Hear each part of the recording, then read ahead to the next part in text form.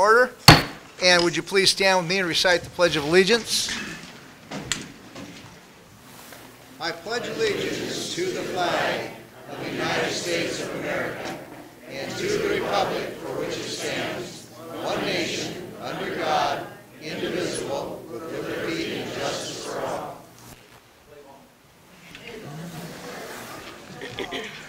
I'd like to welcome everybody here tonight. It's always a privilege to see the citizens of Shelton show up, and I wish you would all come back every single Monday night for our regular meetings, but probably not. Anyway, the first thing on our agenda, and we're going to go through this agenda. If you've got a copy of it, then you could read along, but would be our weekly commission reports. And Commissioner Moore. Okay, this week I have a League of Women Voters meeting on Tuesday. On Wednesday, I will be serving lunch at the Senior Center with Commissioner Jeffries. On Thursday, I will be attending the Getting to Yes community workshop sponsored by the EDC and a number of other people. And that's it. All right, Commissioner Olson. Tomorrow on Tuesday, I have Mason Transit Authority Board meeting, and Thursday I will be attending the EDC workshop as well. All right, and Wednesday I have a criminal justice board meeting, and then on Thursday I will be also attending the a coalition of groups. I think the city, the county, the ports, the Chamber of Commerce, EDC, whatnot, all coming together to talk about conditions for small businesses and entrepreneurs and whatnot. So that will be my week, and so that completes our commission weekly reports. Next would be a general public comment period, but I think if most people want to speak about the Shelton Hills experience, I think we probably would put that under that section. If somebody wants to talk about something other than the Shelton Hills experience, then you could speak now, but if you want to talk about that, then we would probably have you sign in and talk under that item. So, right now there's one name on this list, and that's Patricia. And if you want to speak about the Shelton Hills, then why don't we wait until that time? No, I have two different topics. It's a different topic. Yes. All right, why don't you come forward then? And under this topic will be our typical 3-minute experience. Patricia Vandehey, 111 Southeast Lupin Place. The reason we elect officials are basic and uncomplicated. We are looking for well-qualified individuals with experience and understanding of the business of running the government agencies with efficiency and responsible monetary management.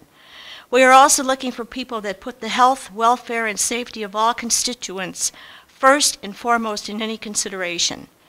If choices must be made in reference to the wants of special interests and the general welfare, we want our government officials to err on the side of caution when weighing the pros and cons of proposals and vote for the people. We do not want claims that such and such projects will benefit the people in general when there is evidence that this is not the case. We object to the invisible good old boys club that has undue influence on the vital decisions made by our leaders. Social events that are not open to the public are not the places to discuss and try to influence public policy. We are looking for new and innovative ideas for an economic recovery, not the old, highly polluted, heavy industrial plants that seem to be the only companies locating here. I have heard Mason County called a toxic dump. We need to change our image. We do not want answers of a BMP as an answer to solve a serious possibility of contamination to our drinking water. To claim that BMP will solve that problem is a joke. A BMP and $2 will buy a cup of coffee. We do want a compliance officer to be hired soon to enforce the rules, regulations, and laws that protect the safety of the citizens and the environment. We are still waiting for the county's CARA maps to be realigned with the city Shelton maps that started last March. So I urge the mayor and the commissioners to carefully weigh all the options when a proposal is made. Will this project benefit the whole community or just a particular entity that wants permits to operate? Will there be serious consideration of environmental issues that would affect our water, soil, and air? Will the cry of jobs, jobs, jobs be used to try to get people behind a project to counteract environmental issues, such as with the Dodge fiasco? Will our governing agencies try to reinvent their thinking to get out of the past and look ahead to technological companies that don't pollute? Will any possibility of liability be thoroughly checked before adopting a project? Will the citizens of Mason County and the City of Shelton finally not have to feel suspicious of every new project proposal that is made, because they will know that the highest consideration will be given for their welfare? Thank you, Thank you. Pat.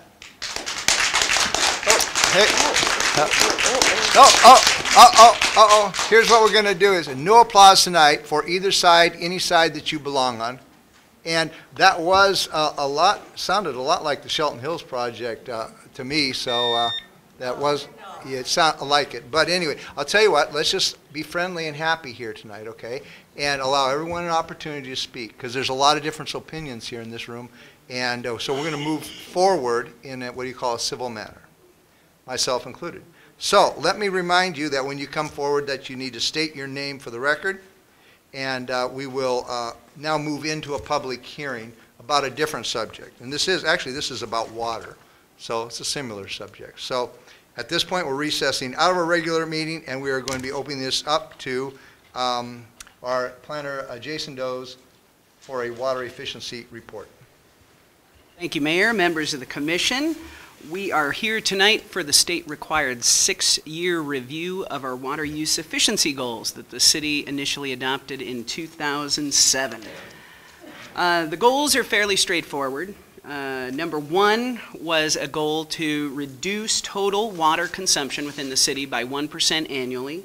Second one, and I'll explain some of these terms in my report, reduce distribution system leakage to 15% or less, and reduce residential water consumption by 3% over the 6-year period. All in all, as I reported at the meeting a few weeks ago, water use in the city has decreased significantly in the last 10 years. The example I'll give is our documentation shows that in 1998, the daily water demand for the city as a whole averaged 1.7 million gallons.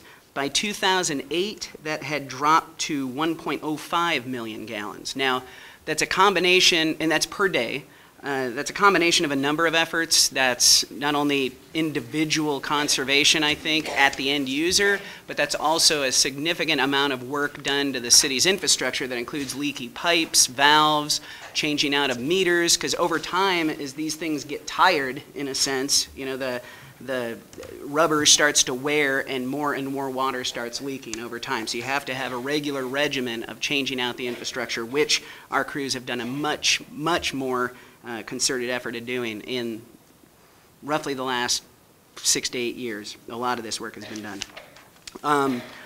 As far as goal number 1, reduce our total consumption by 1% annually, as I said, we've reduced the amount of water produced, that is the amount of water that is pumped out of the wells. But as far as going through the meter at the end users, we've remained fairly flat. It's been kind of up and down over the last 6 years, but we average, where is the number? About 317 million gallons per year consumed. I didn't have readily accessible records to determine what it was in the previous 6, because these goals and these rules are a new thing. We've been tracking very closely in the last 6 years. So we're close, but I doubt we're actually meeting that first goal, is my assumption, but I can't tell you for sure. But we do have solid records for this 6-year period. We are suggesting moving forward with that same goal for the next 6 years and track again and be able to compare back to this 6-year period. But since 63% of our connections are residential in nature, that's multifamily, single-family, duplex units, we would like to begin a little more of an emphasis to help our residential users, since they are the largest chunk of our water users. Some of the things we're hoping to be able to implement with our new billing software is kind of a yearly usage information. I mean, this is a common thing you see on your PUD bill. You can look back month over month, year over year, and compare how much did I use this month compared to last year. And if you see a spike, it's usually indicative of a leak or a drastic change in practices that you can point back to and maybe change it. Because it's not only going to help you save a little bit money on the water end, but we do charge sewer rates commensurate with the amount of water that flows through the meter. So it's kind of a double thing. You save some water, you're going to save some of your sewer bill as well. So we're hoping to be able to implement that with our new software, which hopefully is rolling out in the next year or so. Second one is, and this is common in many communities, but we haven't implemented it. I'm hoping to get the Commission's blessing to pursue a rebate program of sorts that would at least include residential toilet retrofits to go from higher flow to lower flow. But possibly I'd like to look into the ability to change out high usage fixtures like washers. Older washers can use upwards of 50 gallons in a single cycle. The newer high efficiency ones can use as little as 12 to 14 gallons per cycle. So, big difference in water usage there. We would recommend rewording goal number 1 simply to restate the period it applies. Currently it states for the 6-year period. Department of Health suggested they would like it more concisely stated to read from 2014 to 2020, which is when this would apply. So that's our recommendation for goal number 1. Goal number 2, distribution system leakage, DSL. Back in 2002, our water system plan identified that 29%, which is a big amount, of the water we pumped out of our wells was simply lost through breaks in lines, leaky valves. It basically never reached an end user. It never went to the meter. We are now down to an average of 6.1%, which is far below the state required standard. And kind of to cut that part short, what we're recommending is that we amend our goal to be 15% or less to be 8% or less. And now, this is kind of bragging a little bit on the water department's part, but this goal of 8% or less over this period would be 2% lower than the state requires. And it's kind of holding our guys' feet to the fire to keep doing a good job on the maintenance side of things. They've been holding steady between 5 and 7%. So, talk to the guys. They think that's a valid goal. Your goal is supposed to set higher standards. And so we're recommending keeping 8% or less. Goal number 3, reduce water consumption by 3%, residential water consumption. As I said before, we're over 60% of our users are residential. We do want to implement everything I stated with the overall water consumption, but also reinitiate some of the outreach materials we've had in the past. I very recently ran out of some of the water conservation kits we used to give to new utility customers and customers who might be seeing a water leak situation, like a slow drip. We would give kits that have leak detection kits for toilet tanks. That's where you lose a lot of water. Check your toilet if you're seeing a big increase in your water use. Leaky faucets, you can simply change out some of the gaskets. We had some kits that had directions and helped direct our residents on some simple areas to look to save water. So I'm hoping to be able to get those items back. That's in the plan here. That's essentially it. I don't want to belabor it. I'm sure everyone didn't come to hear the water use efficiency goals as much as I'd like to think you did. I'm not, we're recommending that you hold the public hearing, receive input, if any, and adopt the attached resolution, which would implement our water use efficiency goals for the next 6 years. Thank you very much. Any questions or comments from our commission? I think this sounds great. It's great to hear good news. And I, for one, would be very much in favor of offering some incentives for getting the higher efficiency appliances and fixtures. So, and also I think the kits are a great idea. So, good job. Well, I'm riding on coattails here. It's the water department. I'm just the guy reporting. The water department deserves all praise, yes. I would agree with Commissioner Moore. One thing I'd like to understand or ask is, how extensive are the reclaimed water lines throughout the city? Is it possible to extend those to other places that they aren't? I didn't follow that. What was? Well, where exactly do the reclaimed water lines run? I mean, they're not throughout downtown and places like that, right? Greg he'll correct me if I'm wrong. I'll just answer. He's trying to grab the mic. I'm an egomaniac. Yeah, we know. If you want to answer, you can. My knowledge is they're going from the satellite treatment plant out to corrections right now. And our only customers at this point are corrections and is State Patrol and State Patrol are on board, but that's the extent of the lines at this point. And that's in the report too. We would like to see an increase in use of the reclaimed water. And that would take more of a demand before we would consider running, say, out to Johns Prairie or something? Oh, certainly, yeah, because it would require installing new lines for the specific purpose of conveying that water. Yes, Mr. Clark. I might just mention that, as development happens, as the growth happens out in our urban growth area where we have industrial type of sites, that possibly as part of a development's cost would be the extension of a reclaimed water line to facilitate, a high demand for that type of water. We're going to have to extend those, and I think it makes good sense for the utility to do that where it makes sense. So we'll have to just see how development happens and what the demand is for reclaimed water, but we certainly want to take advantage of that, give, non-potable uses for water to be able to utilize that reclaimed water. So. Yeah, that would certainly, if you figure out a way to incentivize that, it would certainly reduce consumption. I think the rate structure is, I'm not an expert on this, but my understanding is the rate structure is significantly lower for reclaimed water than it is for potable water. So I mean, the incentive is there for the high volume users certainly to tap into Class A. And for the group, reclaimed water is, do you want to do a description of that? Because, a lot of people might not know what's reclaimed water. I can do it. The reclaimed water is the water that the sewage that comes into our satellite plant, which is up by the Shelton Hills development. And of course, we're going to need the additional water of a Shelton Hills type of development to add additional water to that system to take care of future users. So it's going to be growth dependent on both sides of the coin. But it really now is just Washington State Patrol and Corrections that feeds the satellite plant. And currently at this point, we don't have very many users for it. So a lot of the water that goes through that facility is just pumped out to spray fields and just, gotten rid of it through sprinkler heads. And the definition of reclaimed water is like gray water, not drinkable, but it could be used for other uses, like watering your lawn and things Exactly. like that. That was the definition. Exactly. All right, any other questions or comments from the commission? If not, we would invite, if there's any public testimony.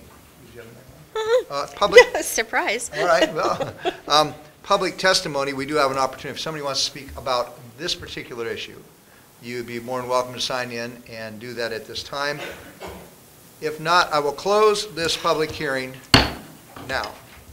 And if my fellow commissioners believes we've had enough information, and do you concur that it is, we want to put this resolution on our consent agenda for March 24th, 2014. Yes. It appears we concur on that, so we will do that. Thank you very much, Jason.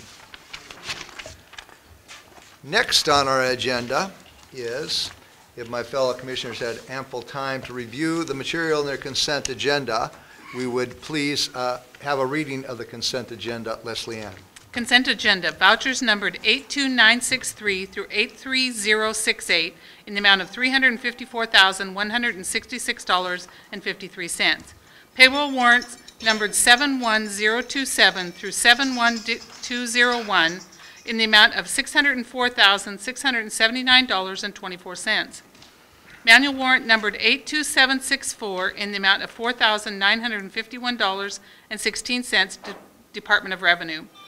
Commission meeting minutes of business meeting of February 18th, 2014, study session of February 24th, 2014, March 3rd of 2014, and March 10th of 2014.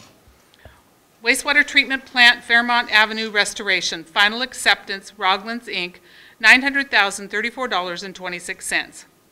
Infrastructure acceptance, Ashby Equities, LLC. Is there a motion to approve the consent agenda as read? I move we approve the consent agenda. I second that There's a motion. motion and a second. Any further discussion? Hearing none, all those in favor signify by saying aye. Aye. Opposed? The agenda passes. We have an item now under old business, which is the second reading of the ordinance of the City of Shelton, of Washington, to establish Shelton Hills Planned Action pursuant of the State Environmental Policy Act. And at this time, we are going to be presented a preview by our Economic Development Director, Mr. Steve Goins. Thank you, Mayor and Commissioners. This presentation is part of the consideration of a planned action ordinance for the Shelton Hills mixed-use development. As part of that, I'm going to be providing some specific details on elements of the final environmental impact statement that was provided precluding that. In particular, I'll be spending a little time discussing issues and mitigations and impacts that were affecting water quality as part of the consideration of the environmental impact statement, and reviewing that as part of the presentation. Also here today is some representatives from the Department of Ecology. They're going to be presenting on specifically elements related to the adjacent Goose Lake and C Street landfill sites, and give you an opportunity to get some information on those adjoining properties. Waiting for Terry. There he is. This slide illustrates the proposal in sort of the land use bubble format. The red area that's at the northeast quadrant represents the commercial portion that's adjacent to the Wallace Neal interchange. You can see that the project has some more orange and yellow kind of development pods. That's largely represents the residential development that would occur. Along to the north is the gray area. That's intended to provide a business park environment that's adjacent to the existing fairgrounds in the Sanderson Field. And in total, this area is about 600 acres. This is what's referred to in the EIS as Alternative 1. It includes about 7 acres of land that's right along the highway. You see a line that sort of divides that red area. There's a sliver that's adjacent to the north-south running Highway 101. That is currently WashDOT right-of-way land. That's part of the southbound on and off ramps that are in existence right now. This alternative would propose to relocate those on and off ramps further south, and that would become part of the development as part of an exchange agreement. This slide looks very similar, but you can see from the commercial zone, that red area I was just describing is not part of the development. This is Alternative 2. This contemplates similar development areas, a slightly dense proposal from the other Alternative 1, and does not include that right-of-way acquisition as part of the development proposal. The EIS describes these different land pods in more detail, but that gives you sort of a lay of the land. In addition to those residential and commercial elements, you see there's a kind of a violet colored area at the bottom. That's a proposed school site that's been discussed in meetings past. We've discussed that in terms of its location. That area is outside of the flight path of the airport overlay zoning, Zone 6, and as I described in past meetings, that's the reason that's located in that site. So as part of my presentation, I mainly wanted to discuss some of the particular issues that are related to water quality and how the project has addressed those. One aspect of the project is grading the site. It's an expansive site with a lot of grading activity, particularly Phase 1, which would take down that large knoll that's just off the highway to the west. This kind of breaks those criteria down into 3 elements. Prior to designing that grading activity and how that would be addressed, the EIS requires that there would be a series of studies done that would include some borings to evaluate soil conditions. Those kind of geotechnical studies help to address things like ensuring that as slopes are created, they're done properly, they're stable, that you're going to limit the erosion that's going to occur as grading activities commence. Prior to commencing construction, a temporary erosion and sediment control plan would be prepared, as well as a stormwater pollution prevention plan. Those are intended to address specifically those grading impacts that are part of construction activities. That will occur over a long period of time. Again, initially, that would be phase one in the commercial node as it's currently contemplated. But those kind of prevention measures would ride throughout the project as grading is expanded and activities occur. That's intended to limit the amount of erosion that might go off-site. It's controlling the erosion that might go in the storm drains and impact streams. Again, and also to provide soil or slope stabilization. This third element is the development activity itself. The completed project would have a design for its stormwater infrastructure that would meet Ecology's 2005 Stormwater Manual. That's called the Stormwater Management Manual for Western Washington. That's abbreviated in quite a bit of the document.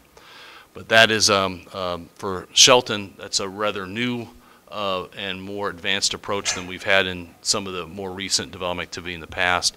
That would ensure that as the project is developed and built, that it's meeting these standards for handling stormwater, for stormwater treatment, and for infiltration of that stormwater.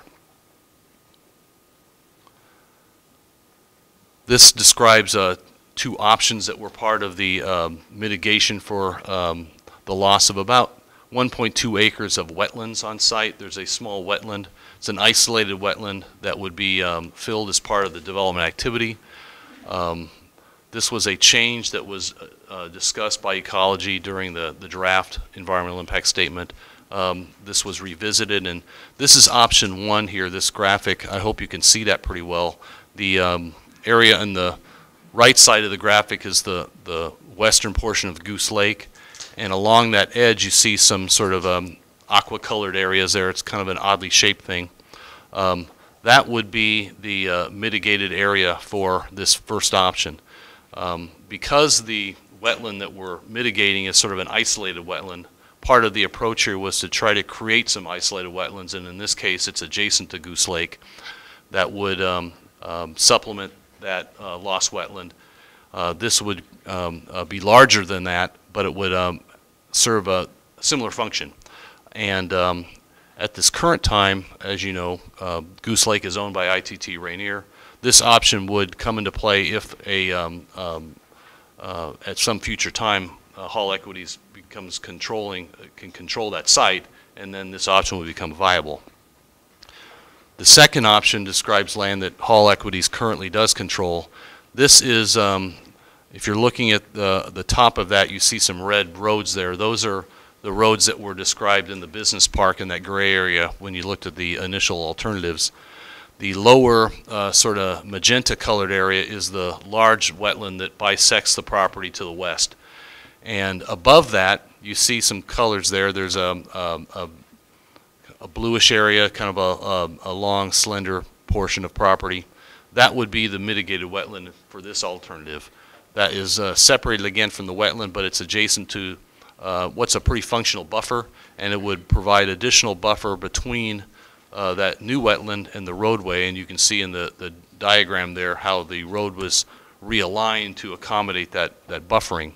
In addition, there's some area there to the west. It's a kind of a brown hatched area. That would be area that would be added to the buffering as to allow some buffer averaging and enhance the buffer within that development. And generally speaking, what you are looking at there is the access road into the business park. As you're driving west, there would be very little development on the left side. The development would primarily be on the right side or the north side of that. You'd be looking at largely an impact wetland and buffer there in that stretch of road. There's some other activities that are part of the mitigations. Again, this is for these the wetlands I just described. They're roughly 2.8 acres, a little over twice as large as the wetland that we're mitigating. And those would be, once the alternative or the option is selected, a compensatory wetland mitigation plan would be developed along with a maintenance and monitoring plan. That would ensure that as the plant material is installed, that it thrives. It does its job it's supposed to do, and a contingency plan would be developed as part of that to ensure that over time, if that wetland and those buffers aren't functioning as they should, that there's measures that describe how we would deal with that. They would measure success and how that would be dealt with if we're not achieving the desired outcome. In addition to those other elements, there's discussion in the mitigations about potential impacts to the critical aquifer recharge area, or CARA.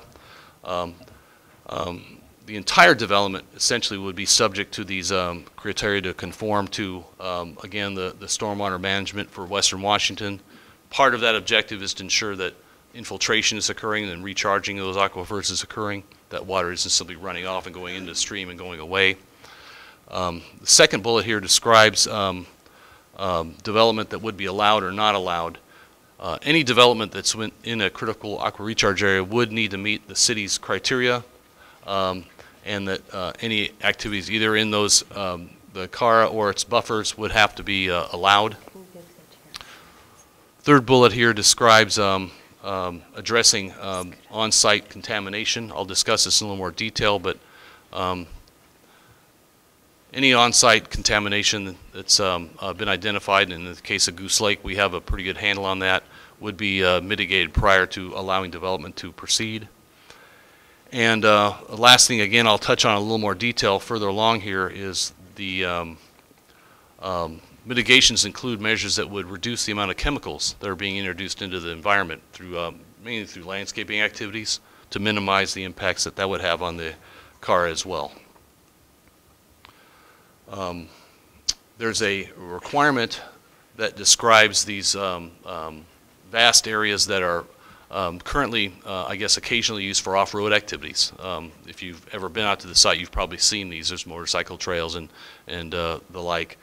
Some of these have are driving through what are some otherwise pretty functional buffers, and the condition would be to try to restore those areas, bring back the native landscaping, and fully restore the buffer quality that the rest of the buffers are maintaining. In particular, in the business park, there's a condition that requires a vegetative management plan, and this would mainly have three functions here that I've listed. It would protect and enhance the Mosma pocket gopher habitat areas as those are identified. We believe there's opportunities for habitat for the gophers, and that could be maintained. Again, the limited amount of pesticide and herbicide use that would eventually end up in the stormwater system, and to also promote native plants that will minimize the amount of landscaping that's necessary. Coupled with that would be the use of reclaimed water for irrigation. This development is adjacent to our new satellite facility. Being able to access the reclaimed water that's producing is something that's pretty viable in this site, and we're promoting that as an opportunity here to not only use that resource, but to minimize the amount of water that the city has to generate in total. In describing some of the elements that affect this property in the Goose Lake development, this is something that we've discussed in a fair amount of detail. Ecology will be discussing some of the specifics to the Goose Lake site. But we have basically three conditions that are proposed here that deal with how to address Goose Lake. This was the sort of the objective as we went into development a number of years ago, that development would be coordinated with the cleanup activity at the Goose Lake site. That's certainly on the table. We'd like to see that move forward. But as time has went by, it's become apparent that the project is ready to proceed, but a cleanup action plan to describe that cleanup activity at Goose Lake isn't ripe yet. So as alternatives to that, we've proposed that the on-site contamination that's been identified that's part of the Hall Equities development site would be mitigated through a proposed interim action that would be separate from this larger activity that would occur on the ITT Rainier Goose Lake property. And if that is the case, if development of Shelton Hills occurs prior to the cleanup of Goose Lake, that the area would be fenced and signs would be installed to make people aware of what's there and limit access to the chemicals and the contaminants that are on that site. Ecology's had a chance to comment on the draft EIS, and this is a portion of that comment letter. And basically, they were commenting on those 3 bullets I just described. These were within the EIS in longer language, but this was basically Ecology's response. And in a nutshell, what that says is that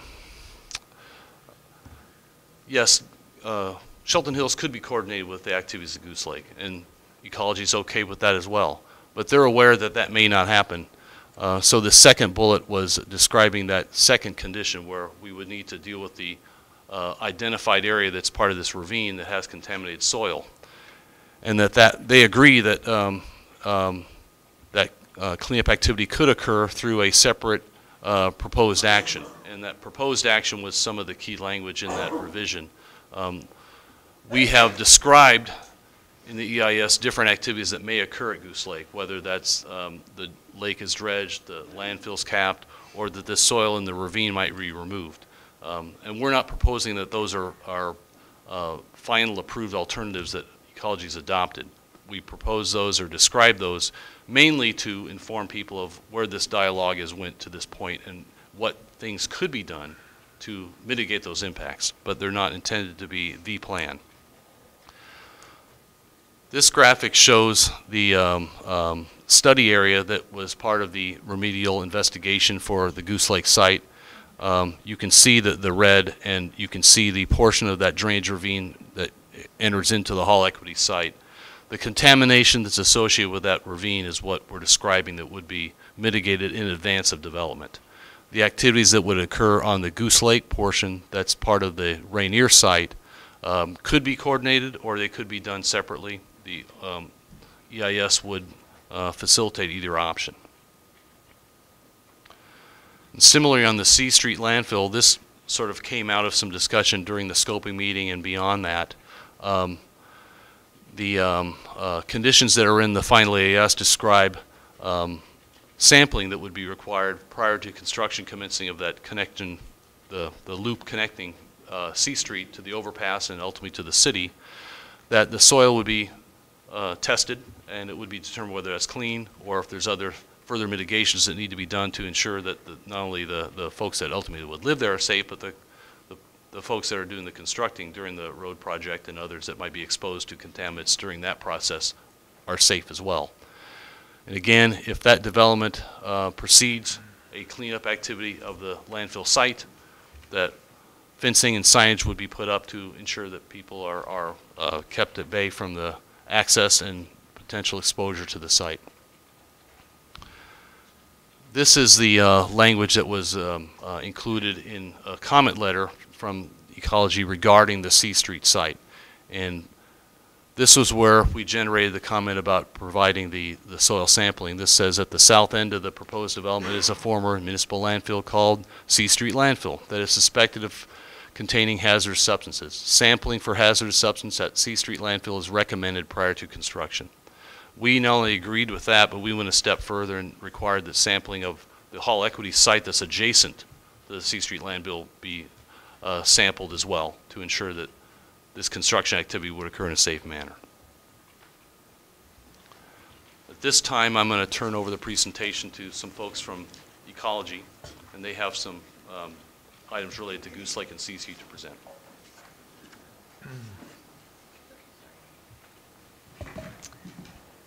Hello, Mayor and Commissioners. I'm Rebecca Lawson. I manage the Southwest region of Ecology's Toxics Cleanup Program.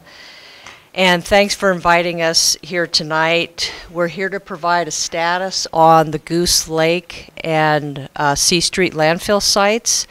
We've had a lot of public interest in both of these sites since last September.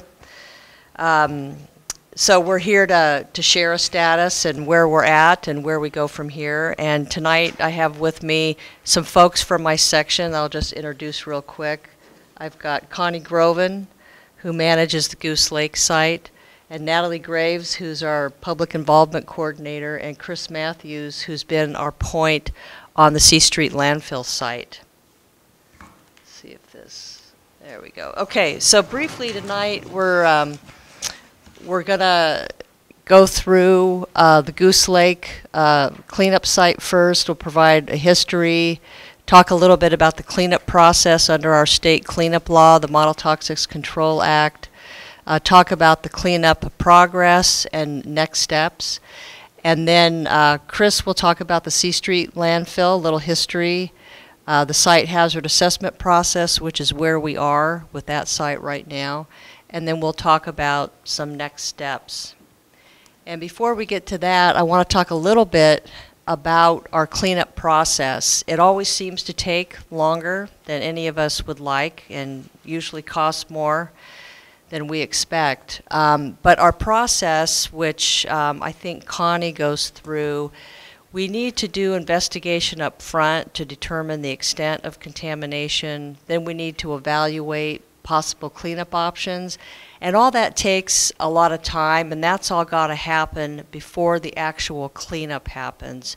So often by the time we get to the cleanup, a long time has passed, and then the cleanup goes relatively quickly. Another factor is that each site is unique with its own set of characteristics, geologic features, hydrogeology, types of contamination. So each site does need to be looked at in its own unique way. And also public involvement is very important along the way, and we take public input very seriously, and that can also impact how long it takes us to get through the cleanup process. So here's a map showing Goose Lake, which was just in a figure that Steve showed. And then likewise, C Street landfill is also shown on this map. And with that, I will pass the baton to Connie, who will tell us more detail about Goose Lake. So here's the forward. Thank you. Back. I'll be back.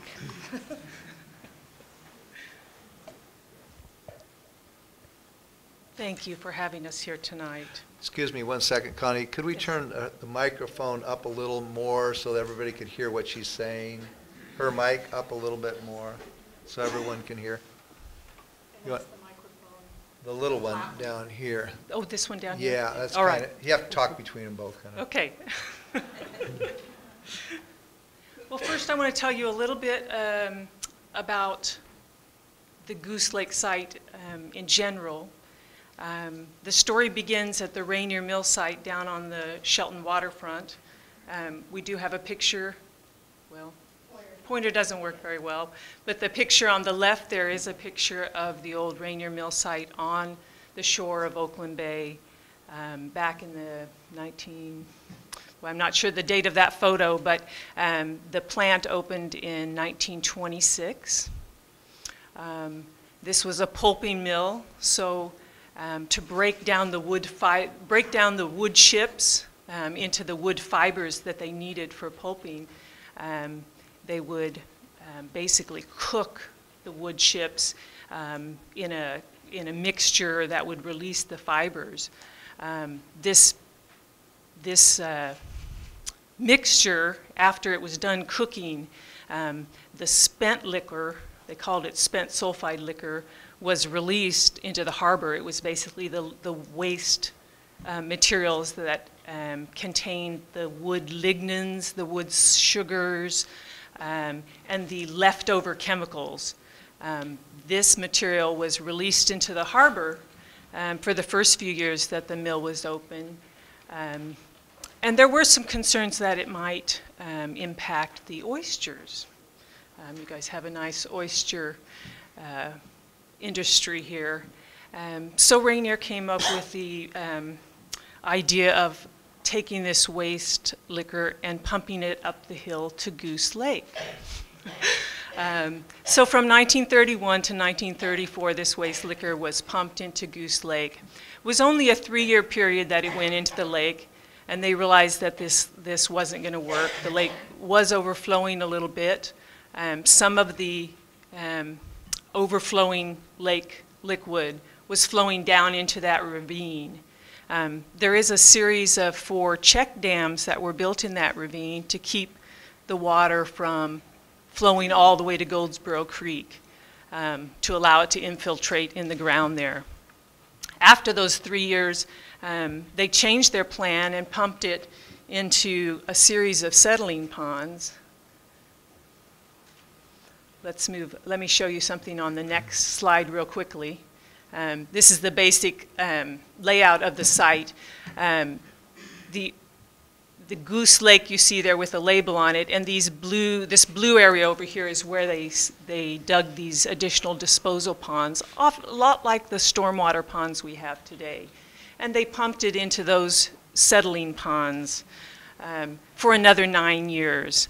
At that point, the mill closed down during the war, and when it reopened later, it reopened with some other treatment options in place, so they didn't pump their liquid anywhere then. So, so the waste liquid went into the lake for 3 years and into the settling ponds for 9 years, and this was back in the 30s and 40s. That was the only waste liquid that this area received. From 1934 to 1936 to 1947, there was also a landfill on this piece of property. It received the solid waste from the mill. It also received some waste from their research plant. Might have also just been solid waste, but we don't know exactly what came from the research facility. And there was some unauthorized dumping into this landfill, like many unregulated landfills at that time. So the landfill is outlined in orange there, and the disposal ponds are outlined in blue there. The green dotted line there was the initial study area that we looked at just to see how far the impacts were extending. A couple things I want to point out is that the landfill that's outlined in orange there and the lake, there's really no boundary or containment around that landfill. This was well before any regulations were in place, so landfills were simply dumps where people dumped things. So the edge of this landfill does encroach right up to the edge of the lake, and the groundwater can pass between the two of them. So briefly, I'd like to share with you how our Model Toxics Control Act cleanup process works, because this explains why it takes so long sometimes for cleanups to happen. When a site is discovered, and this could be a citizen calling in to say, hey, I've seen something on a neighboring property, I want you guys to check it out. It could be a number of ways that a site is discovered, but whenever a call comes in that contamination is suspected, ecology is required to do an initial investigation. The initial investigation at first is simply someone heading out to the site to have a look and looking over any records, property records, talking to neighbors, any kind of history of the site that can be determined. At that point, the initial investigator would make a call whether there's no further action required here, there's really nothing here, or we need an emergency action at this site, or this site appears like it needs some initial work and it should move into the cleanup process. If it moves into the cleanup process, it is put on our contaminated sites list. As we have time, all the sites are ranked through the site hazard assessment process. I'm going to leave that for Chris to talk to you more about. He's working on that with the C Street landfill site now, so he'll go into a little more detail about that. During that assessment process, the sites are ranked, and the ranking helps ecology with their prioritizing of sites. It helps us with tracking. It gives us an idea of the relative risk that there might be to humans or to the environment. The Goose Lake site is ranked at a 2. The ranks are from 1 to 5, with 1 being the highest priority and 5 being the least priority. Goose Lake is currently ranked a 2. Then you move on to the remedial investigation phase, and this is the phase where detailed investigations take place along with sampling of the sites. The purpose here is to determine the nature and extent of site. This is both extent aerially, depth, what kinds of media are affected, if it's groundwater, surface water, soil, even air, whatever's being affected at the site is evaluated during this process until we feel like we fully understand the site. Goose Lake is at this part of the process, but they are at the very end of this. One of the things that ecology does is we tend to not bring out reports until we have completed a stage. So we tend not to bring out remedial investigations throughout the process. We tend to wait till we've completed and approved a public review draft. Goose Lake is unique and has taken longer than some sites in that we have had to go out into the field multiple times with this site. Each time we plan an investigation, we would plan it thinking these are the facts we need to know to fully describe this site. But when the results come back from the lab and you're looking at them, further questions might be raised. Perhaps you thought you had the edge of the plume and it wasn't, and you needed to sample even further out. So since 1997, when we first worked on this site, we have been out in the field 8 times with this site. And each time there's negotiations with the liable party over the work plan, what type of sampling will be done, how much sampling will be done, and then there's review of the data, validation of the data, writing of reports, reviewing of reports. So there's quite a bit of back and forth and building upon building of each of these investigations until you feel like you fully understand the site. At any time during one of these investigations, we could do an interim action. And this is a cleanup of a portion of the site that might reduce the risk or might take care of one area of the site that's of concern and might cost more or cause more damage if it's left for later. An interim action is one of the things we are considering with the area of the ravine that is on the Shelton Hills property. Another thing I wanted to point out is that when the nature of a site is determined, sites know no boundaries. They don't go by property boundaries. A site is where contamination has come to be. So the area where the contamination might cross several pieces of property, but we call the site only where the contamination is, and it doesn't include the extent of property boundaries, and it's not limited to a property. Moving on from there, we go into a feasibility study. This is a look at all the options that might be used to address the contamination. And during that process, a preferred option is usually selected. After public comment, the final cleanup would then be chosen and implemented. Working with a liable party, ecology uses administrative orders. You might have heard of agreed orders or consent decrees. These are legal documents in which we work out with the liable parties what steps they need to take, what documents they need to turn in, what timeline needs to be followed. We work through all of those, and anytime we do a remedial investigation report, feasibility study, a draft cleanup action plan, or an administrative order, we come out for public comment on all of those documents. So some of this I've covered. The investigation on Goose Lake did begin in 1997. Rainier was named a liable party shortly after that. If you're on our website right now, you'll see a new determination letter for them just from last year, 1913. That's because the liability from ITT Rainier has passed to Rainier Properties. So we named Rainier Properties liable now.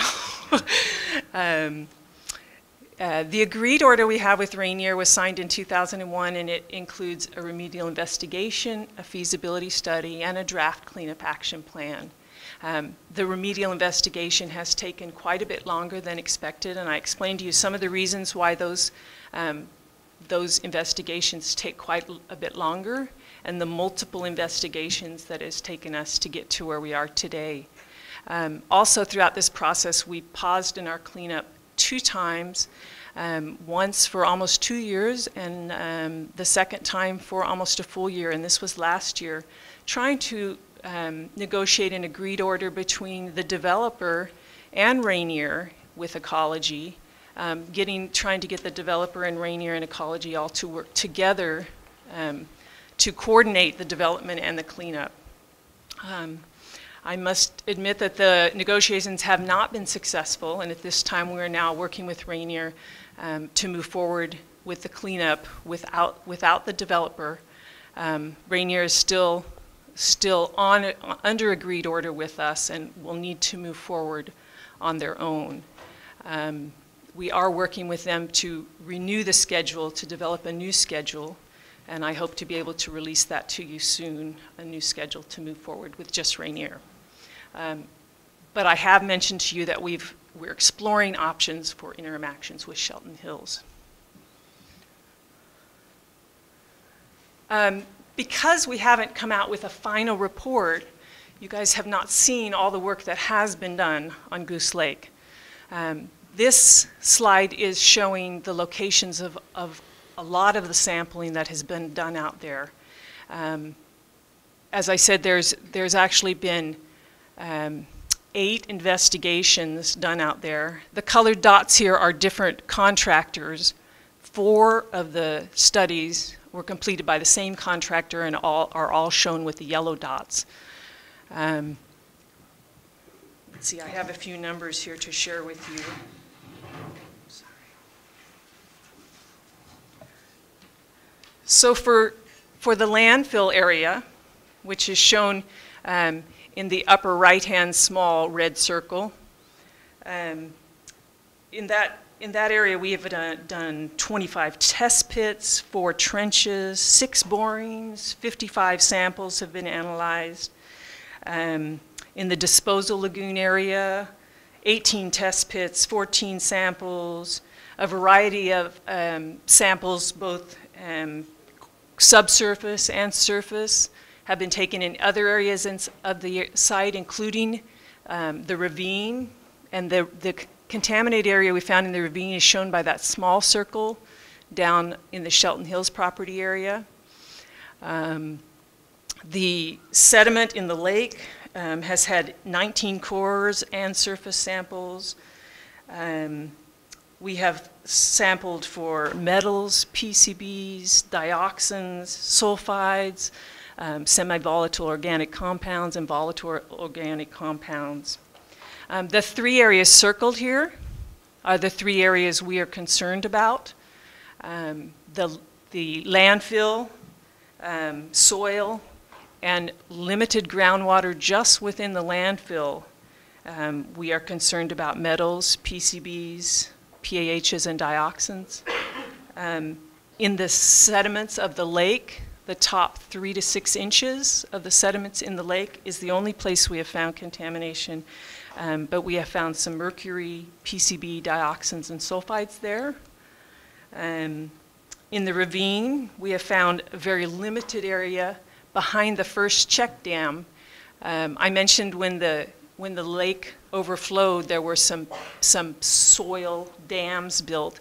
One is right where the red circle is there, and then you see 2 more red lines toward the lower left-hand corner. Those are 2 more of the check dams down the ravine.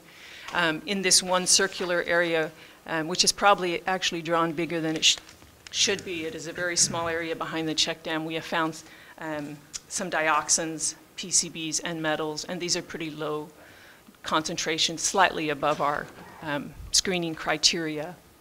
The area of the lagoons, despite our intensive sampling, we are not finding a concern there. We also have 18 groundwater monitoring wells on the site. A number of them, they are shown in black and white circles. If you can pick out any of them there. We have quite a few on the east and southeast of the lake and landfill. Groundwater in this area moves from the northwest to the southeast, so from the airport area toward the southeast corner down here. We have quite a number of, we have a ring of monitoring wells south of these areas of concern, and we are not finding contamination in those monitoring wells. What we are looking at is contamination that has been there quite a number of years, over 40 years since that landfill has been used. It has been 70 years since anything went into the lake and the disposal lagoons. We are not finding anything moving from those areas, though those areas these circled areas need to be addressed. We are not finding concerns that there is any contamination migrating from this site. So our next steps, we're working with Rainier to complete the remedial investigation. And I must say that this is very close. We only have a couple issues that we're working out with them on the final document. I hope to be able to come back later this year and give you a full briefing of what we found in those documents. The dates I'm showing you here are based on the schedule that I hope to negotiate with Rainier. We do not have final agreement on that yet. But if we get agreement with Rainier, these are this is the expected schedule, and we would be posting that new schedule on our website. So the feasibility study would come out later this fall, and the draft cleanup action plan in the springtime. We will hold a public comment period on these documents.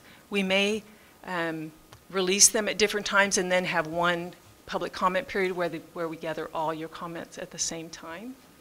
And then another step is the interim action that we're exploring with Shelton Hills on the development property. Here's my contact information.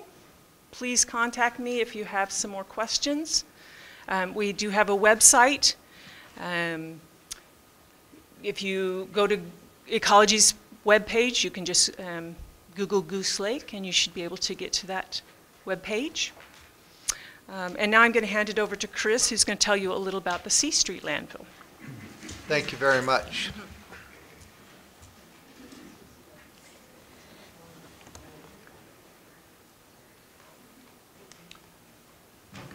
Mr. Mayor and Commissioners, thank you very much for the opportunity to come in tonight and talk about C Street landfill.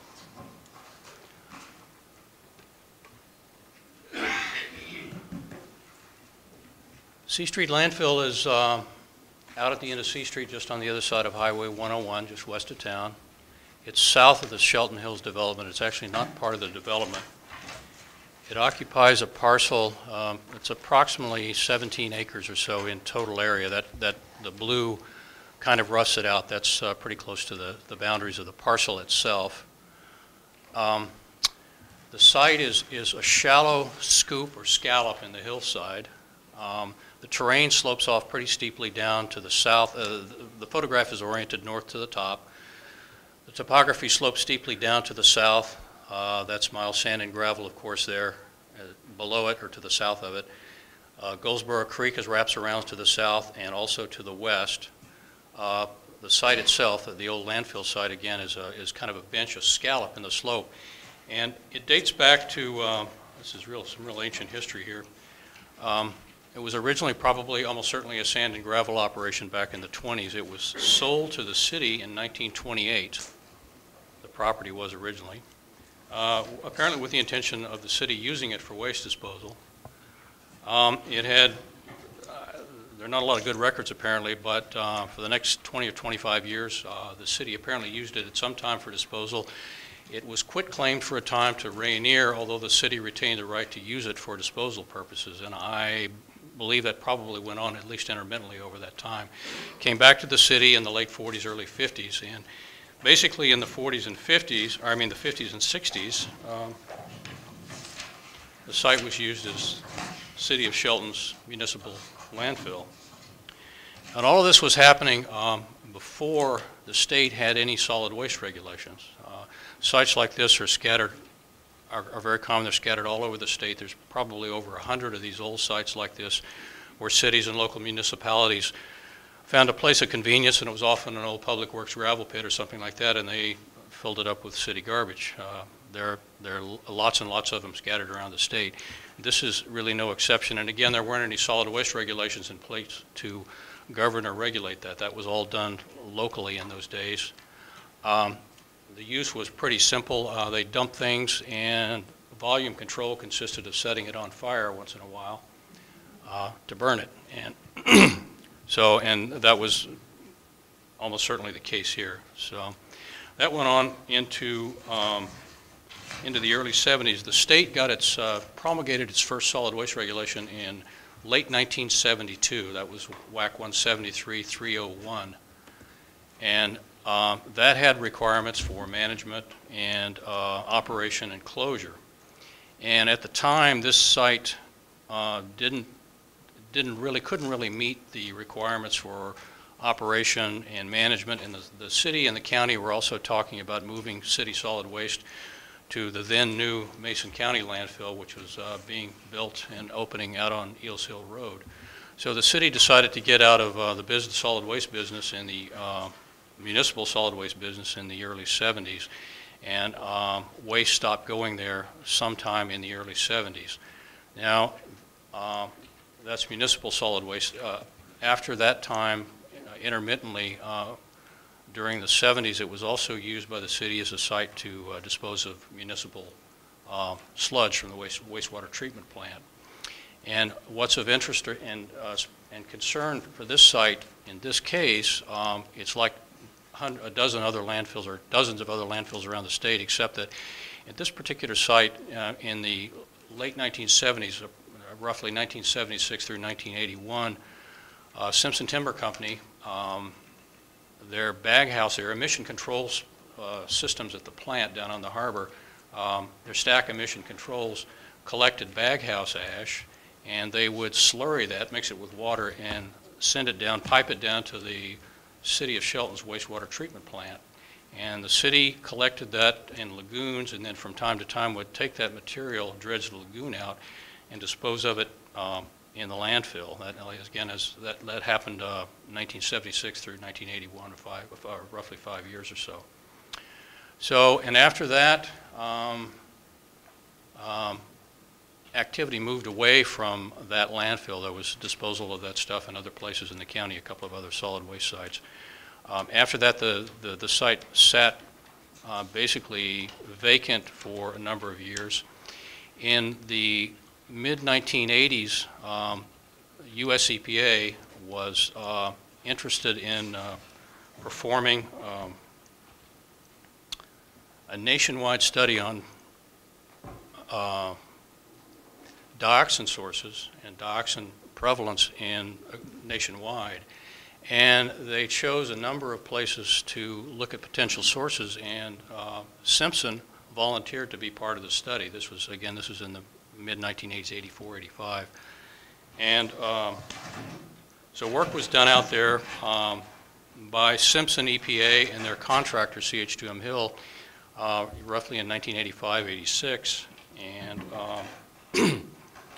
the results of that work, they looked at dioxin presence around various places around Mason County, but for this site in particular, they were concerned because it had been disposed there and it was never really closed. So they sampled the ash material itself from the disposal area, and they found dioxin present at low levels around 3 parts per billion. And at the time, Uh, Per billion or trillion? Parts per billion. Billion. And at the time, the report to US EPA concluded that it wasn't that much of a risk, partly because that was considered to be a relatively low number in those days, and also because the site was isolated and there wasn't much access. Hardly anyone went out there. The standards, degree of concern and standards for dioxin have changed a couple of orders of magnitude in the last 25 years or so. Dioxin is regulated at a level in soils down to the parts per trillion range, 11 parts per trillion these days. So that number would be a high number these days in terms of regulation. So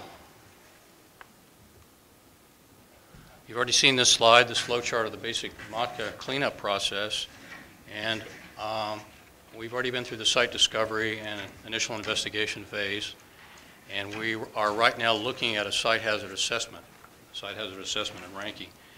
And Connie actually covered this pretty well. Thank you, Connie. The site hazard assessment process evaluates potential risk and assigns priority for site cleanup. That's it in a nutshell. And ecology, we are now looking at the cost of doing a site assessment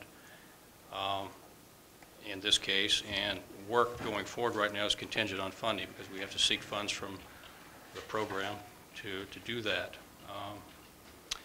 The SHA, the work to do the SHA would result in a ranking that's used by ecology to assign priority for cleanup under the regulations. And as Connie said, the sites are ranked 1 through 5. That's the result, a score that's a result of the end result of the process. And sites are ranked 1 through 5, with 1 representing the highest relative importance for cleanup and 5 being the least. So where we are now, the next step is to complete the SHA, rank the site, and then using that rank, we, the cleanup program, would evaluate the site for its priority for cleanup, and then go forward. If it were selected, if it were determined it should be managed as a formal cleanup, the next steps are, again, it's on the flow chart, the next steps are feasibility study, remedial investigation, then feasibility study, and so forth. Ending with a cleanup action plan ultimately. So I'm the point of contact for the site. Again, Chris Matthews, I'm a hydrogeologist. My contact information is there. As Connie pointed out, we have a website. There's quite a bit of information on our website. There's a specific site for this C Street landfill. And I'd be happy to answer any questions from members of the public or the commission, the mayor, or anyone about this site in regards to ecology's involvement. Yeah, what we do is the questions will be coming from the commission to you. If we had any questions, the public questions could be answered after the meeting as far as interaction. But right now, do my fellow commissioners have any, is this the end of ecology's report? Not quite. Not quite, okay. We have the public involvement section. All right, well, why don't we go ahead and then continue? Thank you. I'll be very quick. Good evening. My name is Now, you don't represent the entire staff of ecology just for this meeting tonight, do you? I mean, you have more employees than just the 4 of you, don't you? Yes. Oh, okay. Yes. Anyway. My name is Natalie Graves. I'm the Public Involvement Coordinator for the Toxics Cleanup Program. I just wanted to introduce myself. I'll be very quick. Public participation is a key part of the Model Toxics Control Act. We as a state have the responsibility and the opportunity to consider everyone's comment in our decision-making process.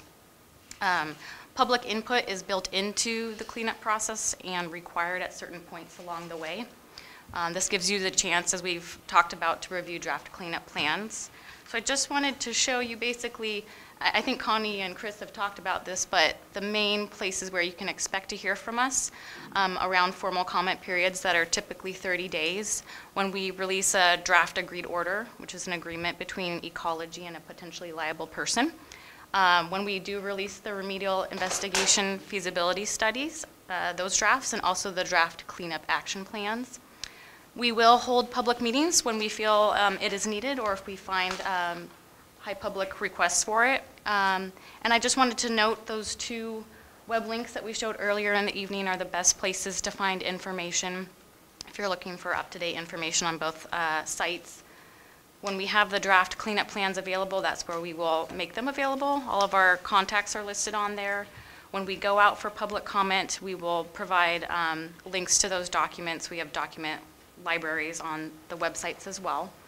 Our main method of reaching out to you guys is to the community, stakeholders, electeds, and residents when we have public comments are through a mail list. So we'll send out a fact sheet mailer or sometimes an email to stakeholders. If you are interested in being on that mail list, certainly email me or contact me at that contact information there. My contact information is also on the websites. And that's it. Thank you. All right. I will bring us on home here. Just a couple things very briefly. We have a program called Integrated Planning Grants, and the City of Shelton has an Integrated Planning Grant, and it is a grant to help local governments do their due diligence to evaluate if they want to purchase a contaminated piece of property. It can help fund doing some of the phase 1, phase 2 investigative work, and then help them with planning in terms of how that property might fit into their future plans. So it's kind of a no-risk way for a local government to evaluate if they want to take on a contaminated site, because under our state cleanup law, once you purchase a contaminated piece of property, you do become a liable party. So our hope is the city's got $170,000 left, and so we hope that that funding can help you do some planning and make some decisions around the future use of Goose Lake if that continues to be an area of interest for the city.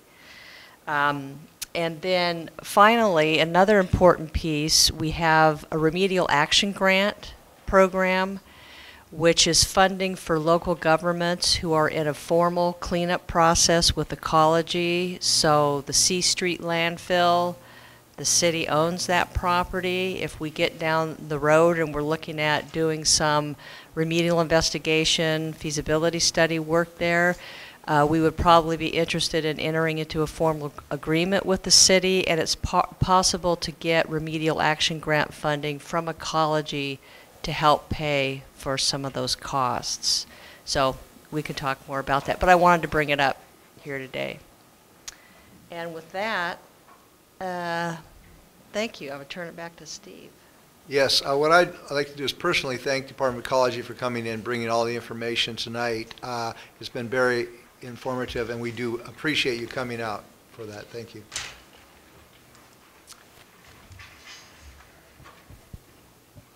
We did our level best to try to coordinate our comments here. I included some slides about the integrated planning grant, which Rebecca just went over, so I can keep these comments brief. We currently have the $170,000 that we're about to embark on some additional work, and I thought I'd show you momentarily here some of the work that was done initially with this grant. This is a concept plan, a schematic plan that was developed some years ago. We had a consultant prepare this plan and had our Parks Advisory Board consider these as part of a future reuse of the site. And this described in very generic terms some of the features that we as a community wanted to see happen here at Goose Lake as this site could be renewed. And we were pretty excited about moving this forward, and we continue to be excited about the prospects for this site and what it can offer the community. We think this would be an excellent community park and recreational facility for the city. Just wanted to make a few more final comments here. In terms of this process, we feel that it's resulted in a lot of benefits to the community. We've embarked on a process to evaluate the impacts of a very large development in our community, a mixed-use development that will bring a lot of excitement, re-energize the community in many ways. Um, It's brought some attention to the importance of protecting these critical aquifer recharge areas that are part of this larger northern Shelton UGA. It's brought attention to Goose Lake. This development opportunity has given us opportunity to focus on the need to clean up Goose Lake and how to move that forward. And also the C Street landfill site. This was sort of off the city radar. It's brought it back, and all of these different activities have, I think, been the result of a catalyst this development has created to resolve these outstanding legacies, these outstanding issues. This process has been lengthy. There's been a lot of documents. I got a pile of documents here on my desk, a lot of reading, and it's been a lot of public discussion. There'll be more tonight. By and large, this has been a very civil debate. I hope it continues to be as we move forward. And often these kind of things can be very harmful and divisive in your community.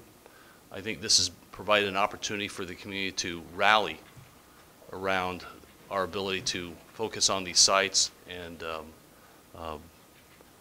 be that catalyst to further these common objectives. We have a development opportunity here, as well as an opportunity to apply the pressure, apply the desire to get these sites cleaned up, and I think that's been great for the community in total.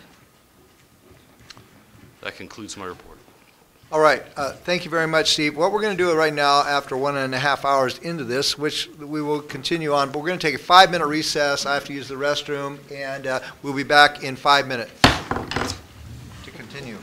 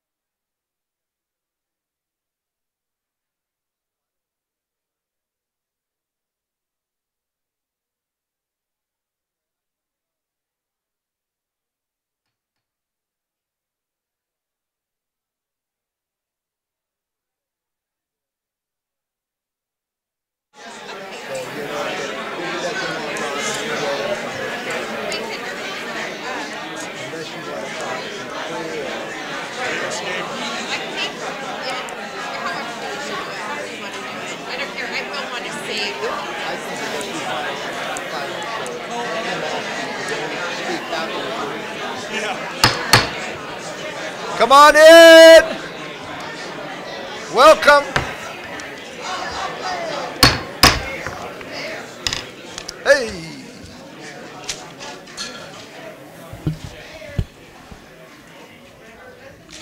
Come on back in. Come on back in. All right.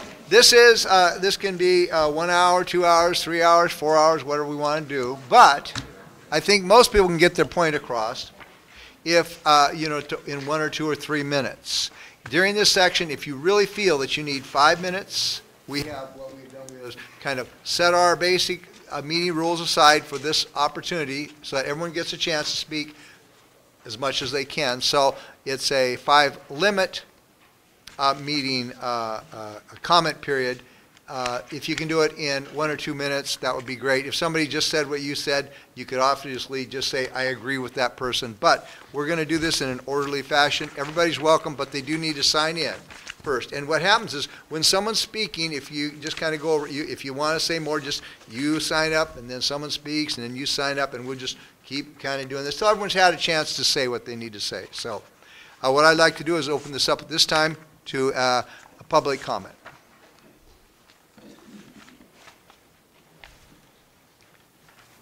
All right.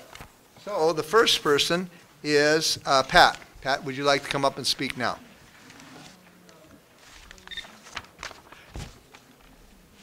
So do you want your 5 minutes or 3 minutes? 5 minutes, please. Whereas the SEPA Handbook, Chapter 2, 2.7.4 states, if a proposal has any probable significant adverse impacts not addressed in the EIS, it is not a planned action. And in the original SEPA, the first SEPA report that was done, the C Street landfill was never even mentioned in there. In fact, when it was brought to the attention of the city, it was denied until a map was produced showing that it actually was there. Whereas all the RCWs and WACs that have been added to this ordinance have as a qualifier for their applicability the statement from the SEPA handbook.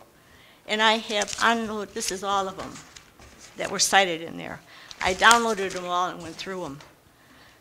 Whereas a disclaimer from the second page of the FEIS states the document is not an authorization for an action, nor does it constitute a decision or a recommendation for an action. In its final form, it will accompany the proposed action that will be considered in making the final decisions in the proposal. Whereas the validity of this ordinance is predicated on the SEPA, EIS, DEIS, and the FEIS information. And whereas an assertion that the statement, a remedial cleanup plan is in place and a decreed order has been made between Rainier and the Department of Ecology for Goose Lake's cleanup is not true. And whereas the only decreed order, NODE, dated April 25, 2001, does not contain any of the statements, proposals, or approvals that are stated in the SEPA, EIS, DEIS, or FEIS. Whereas a remedial action grant agreement effective dated July 1st, 2013, expiration date June 30th, 2015 has not been started. And where a letter from Rebecca Lawson from Ecology dated May 16th, 2013 states, any cleanup action must be consistent with any future use. I can't speak for the city, but it seems that their planning process is out way ahead of the cleanup process. Whereas on page 2-17 of the FEIS makes this statement, the cleanup remediation process for Goose Lake area is underway under the oversight of Ecology in accordance with the MTCA regulations. And whereas the letter number 2 of the FEIS from Connie Groven, Site Manager, Environmental Engineer, Toxic Cleanup Department, refutes the above statement, and I quote, after the feasibility study is complete, a cleanup action will be developed for the site. Ecology will need a new legal order with Rainier to complete the cleanup action plan and implement it. An interim action may be necessary to reduce or eliminate the threat to human health or the environment prior to the final cleanup action for the entire site. And whereas it is demonstrated that this ordinance does not meet the standards set down in the SEPA handbook or the RCWs for a planned action, it is therefore proven that this proposal, which has significant adverse impacts which have not been addressed adequately in any of these forms, the City of Shelton leaves the City of Shelton open to very serious liability and should not be approved until the cleanup of Goose Lake and the C Street landfill have been totally completed. Thank you. Next, and I'm going to say first names just because I don't want to mispronounce somebody's last name. So I have Jacob.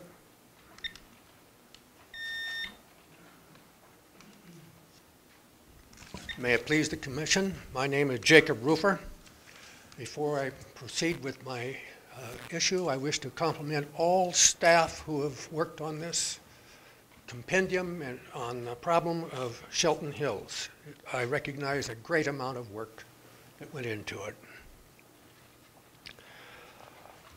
I wish to speak to an issue integral to the Shelton Hills project, and that is the concept of mitigations, not solely as they apply to the Shelton Hills project, but mitigations generally, as I have witnessed them, as I have seen them develop. They are essentially fictions designed by a honeymoon relation between government and big money. They are designed to approve that which otherwise would be prohibited. Government-approved mitigations usually tend to be farcical. We have examples in our own community. I will not go into the examples. That treads difficult water there. So I thank you for allowing me to speak. Absolutely. Thank you, Rufus. Jacob. If I'm going to start with first names, might as well end with them. Next is, it looks like Conley. I call him Mr. Watson. Thank you, Mayor. My name is Conley Watson. I live at 140 Fox Lane. And let's cut to the chase. All of those in favor of the cleanup? No, we don't. No. Just raise your hand. No. We'll cut to the chase real quick. No applause, and no poll. No, I didn't want applause. I just want to give you a thumbnail explanation of this crowd who would like to clean up the Goose Lake before we start anything. Conley, just tell me what you want to talk about, please. Was that it? That was your whole That was it. I just okay. wanted to. All right. Well, we don't do Pardon me, because I already know I know who's liable, and I know all the disclosure of facts. Thank you. Thank you for your comments. Appreciate that. All right. Now, next, it looks like I have Marie. Is that Marie or? Marie? I don't know. Yeah, that's you, Marie, right there. Absolutely, that's you. Oh, that's me. That's you. Me. Okay. Yes, that's me. And I'm the one that goes shopping. So I'm here to, I've been shopping again, but I found Highway 16 now. So there's a Target up there now. And maybe someday I'll be able to go right up the hill here and shop and whatever. But I am a little curious. How did we ever get Walmart in here? That was before my time. All right. You're all done? Oh. Okay. Very good. All right. Next is Terry Thompson. Terry Thompson. Good evening, Commissioners. First of all, I didn't know Ecology was going to be here tonight, so if I say something that's redundant, I'm sorry. But the other thing is I want to remind everyone that what we're actually supposed to be considering here is the environmental impact statement, not whether they want to shop or not whether they want to gather taxes. It's about whether these are adequately addressed, and I think we need to focus on just the environmental factors since they are laying between a couple of so contaminated sites. I'm going to ask you tonight to vote no if you do decide to vote on the action ordinance because the environmental reviews have not been done adequately, assessments are incomplete and or not started, and cleanup may take many more actions. It has been stated it's not even on Shelton Hills property, so why should it affect them? Think again. It is on Shelton Hills property. That when the Goose Lake, ecology forms a site, and the site is called Goose Lake. It's a site. The site is more than a lake, and I think that they kind of showed pictures here tonight to define there's a ravine, there are many lagoons. Those ravines and those lagoons are on Shelton Hills property. And they just happen to be some of the most contaminated areas of the whole area. So far, the worst soil samples that I've seen are out of the ravine. And I believe, if I'm not mistaken, what I saw in the picture here tonight is the ravine they have as proposed, filling it in with a wetland. And so just remember that any of the words that when they use proposed, they have not been approved through ecology at this point. Those are just proposed. So I wanted to say that Shelton Hill purchased understanding the risks of the contamination 8 years ago. They signed a covenant not to sue in 2006 for any claims against them related to hazardous substances on or under the real property, including the groundwater. The original agreed order was signed 13 years ago. The agreed order stated that substances found at the facility are described above, include PCBs, chromium, mercury, arsenics, PAHs, and VOCs. These are dangerous, cancer-causing substances. 13 years passed since the initial agreed order. No assessments have been completed or studies. The city said that the first part of the investigation, the remedial investigation, had been completed, yet when we talked to ecology, they said otherwise. Why wasn't it completed? Ecology said that the responsible parties haven't paid for the required test. Who are these responsible parties? In letters dated 2008 and again 5 years later in 2013, Ecology informed Hall Equity LLC that they are the potential liable person for hazardous substances at Goose Lake along with Rainier property. What difference has these 5 years made? Any assessments? How about fundings? Have they set money aside? Why does Ecology didn't they enforce the $25,000 a day penalty as noted in the agreed order?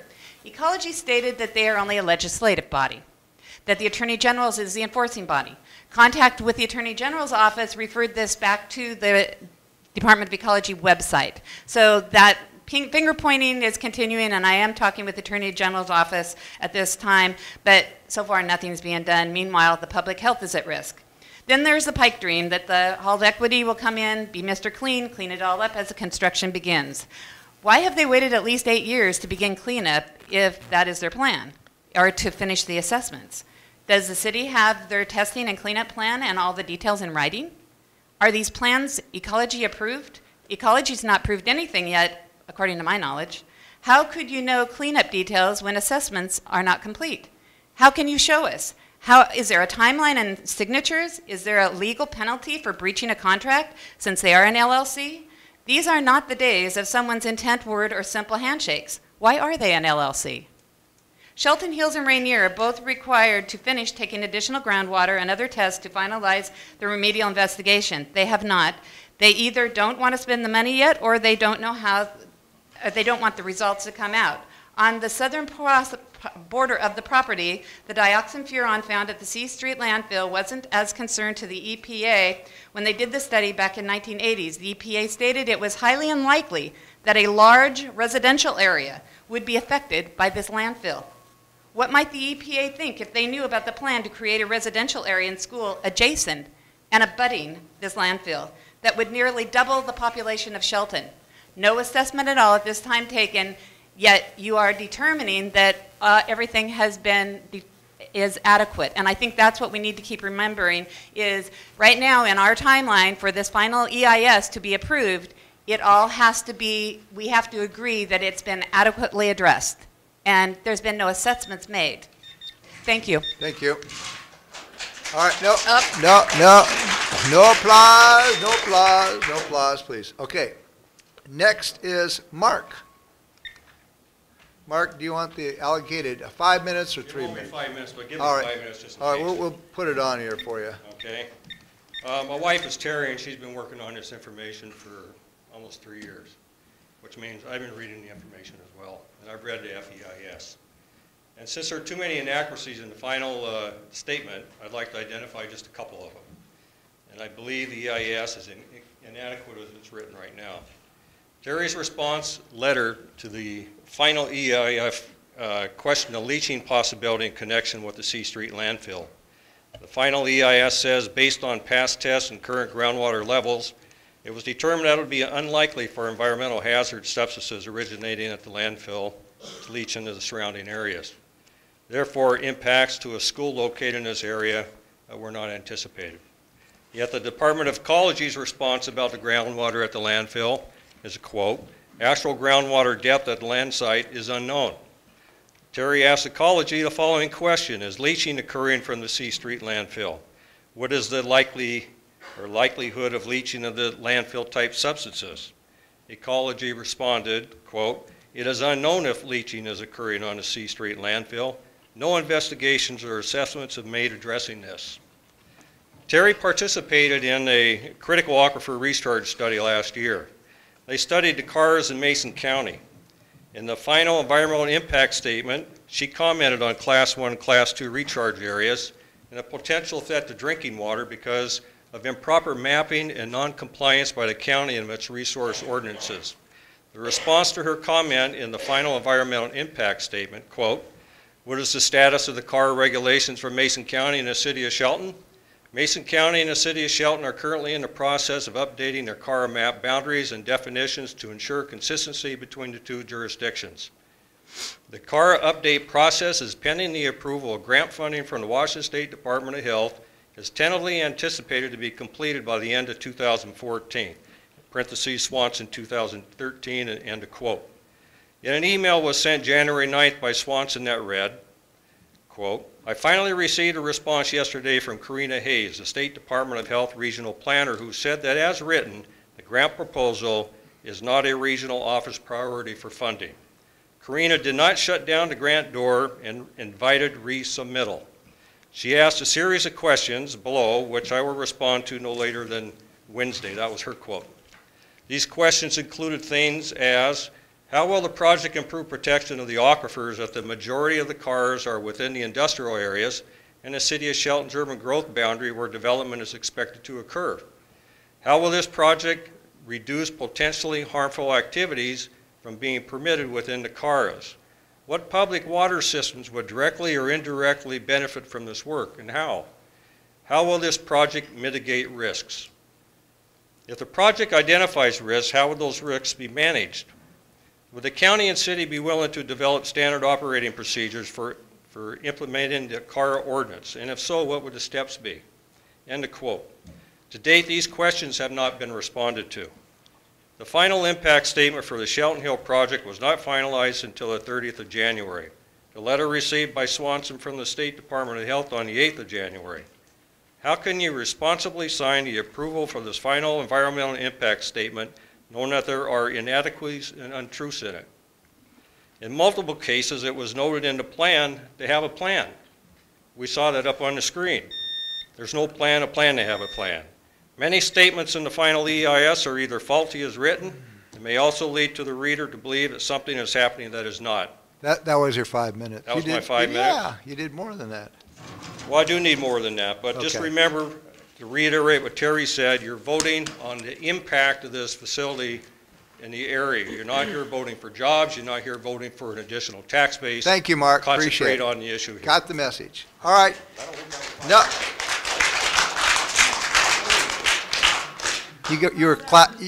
You were clapping for me for saying we got the message. All right. Anyway, let's move along. Wilson, is there a Wilson Durham? Yeah, we spoke this afternoon. That's right. At your jewelry shop. You did. You came in. Yeah. Anyhow, my name's Will Durham. I'm a retired commercial realtor from California. I've been here 3 years. I've rejected the name of being on either side of this debate. I want to be in the middle of it for accuracy of a contract and full disclosure and identification of some primary tipping points and the way this whole process is moving. You notice on the right, I'm glad to see these folks from environmental with whom I've spoken and visited in their offices. I believe in good science. From the time I got my scholarship as a kid from the National Science Foundation, good science comes first. You do not stray from that.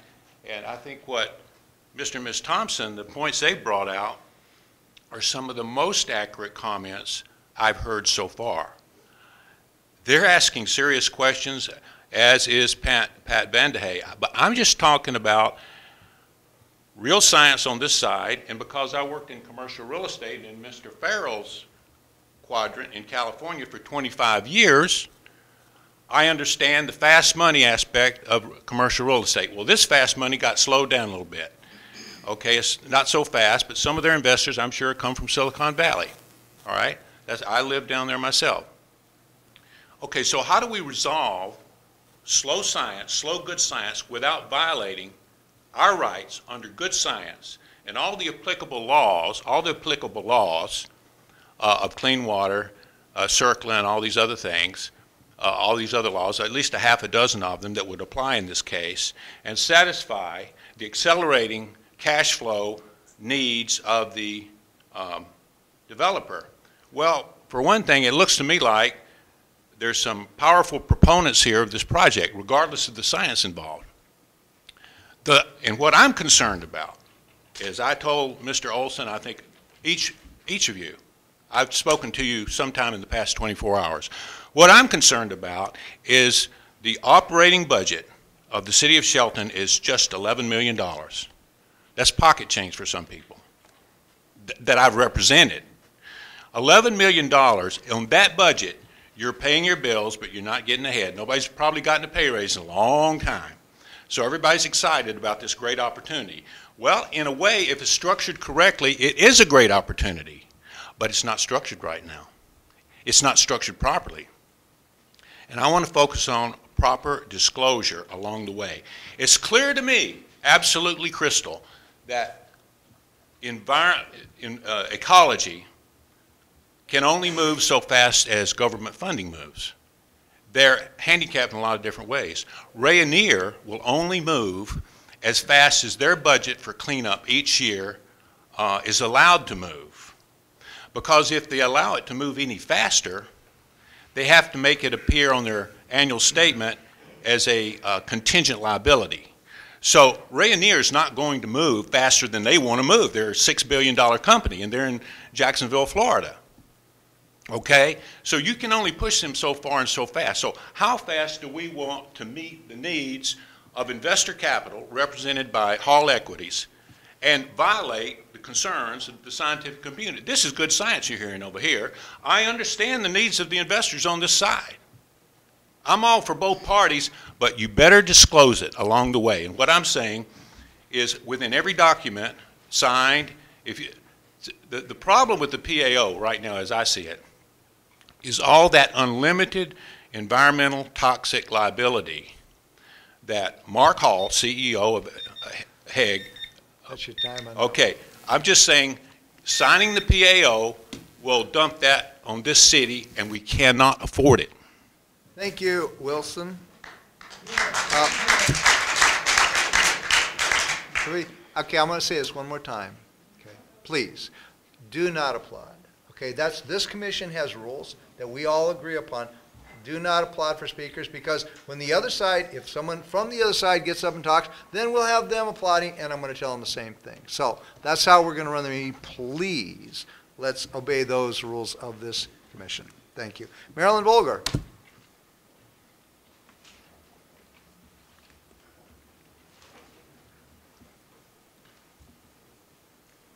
Good evening, commissioners and the rest of you. Marilyn Vogler, 420 East Poplar. I've always considered myself an environmentalist, and I think I still am. But I think it's time to move ahead on this project and for you all to vote yes. And I'll tell you why. Cleanup has stretched on now for over a decade. It seems to me the pressure of Hall Equities project being on the table, the pressure of the city considering what's going on, contacting ecology, is just what we need to keep cleanup and the process toward that on track this time. The property has been through a string of owners who have sold it, who've claimed bankruptcy, who've gotten out of it, and I looked at a timeline. It seems like those shifts happen when something is going on in ecology. I think the three parties coming together with financial interests at stake are what we need. I am concerned about separating cleanup in the ravine, because that means Hall Equity has to begin anew. That's their responsibility. They own the property. And I hope that will be expedited, because that needs to happen.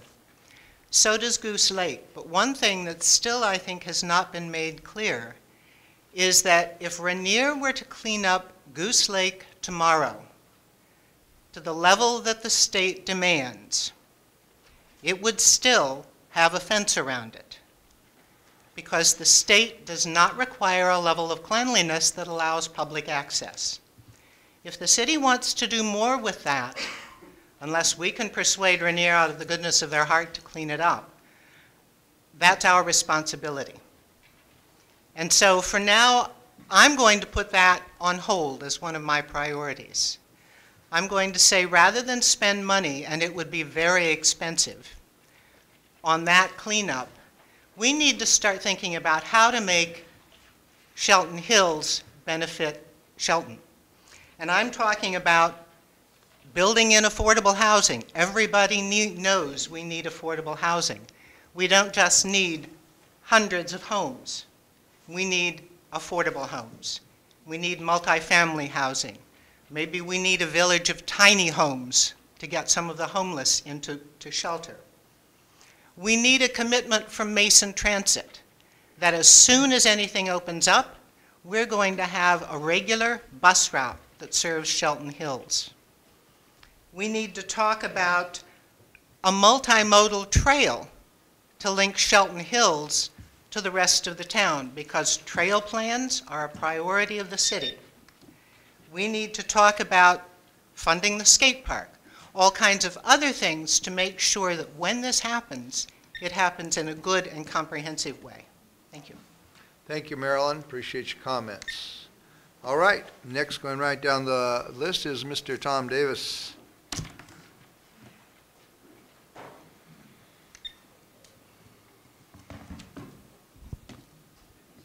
Good evening, Mr. Mayor, Commissioners. Thank you for the opportunity to speak.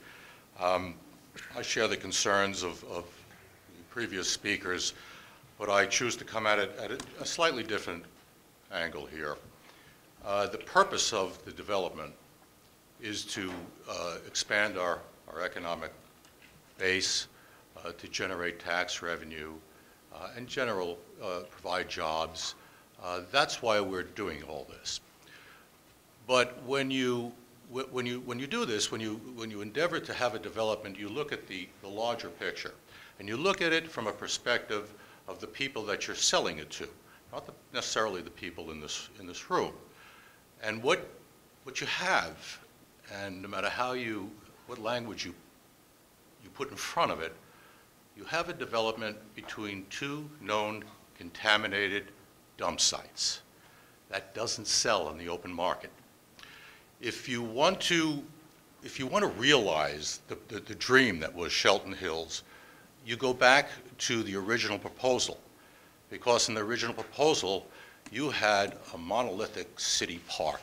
You had something that was going to put us on the map, to make us proud, like every other major city. I spent a lot of time in Baja California, and even in one of the most sparsely populated hamlets, there is a square, and it is where people come to gather. It makes the town. So while I do understand, I think there's some serious considerations, environmental considerations, I question the wisdom. I question the wisdom, actually, of the developer. Having done some of this in my life also, I wouldn't go there. I don't understand how it's going to benefit us in the long term. I don't see how it's going to overcome the perception of Toxic Hills instead of Shelton Hills. It's bad PR. You're not going to get a typical buyer to come in this room and listen to the science. You are just not going to do it. What's going to happen is people are going to turn away.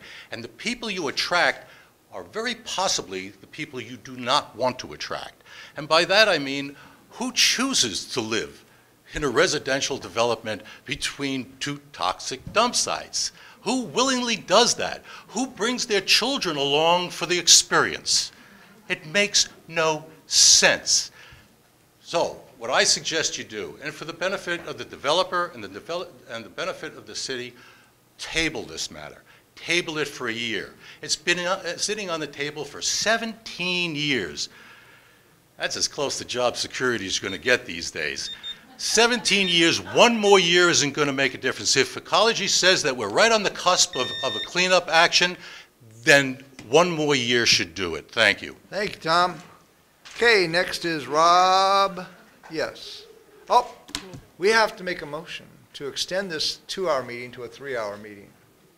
So, could I entertain a motion to extend it another hour? I would move that we extend the meeting till 9 o'clock, if need be later. Yeah, is there a second? I second that motion. Okay, there's a motion and a second. Okay, and all those in favor signify by saying aye. Aye.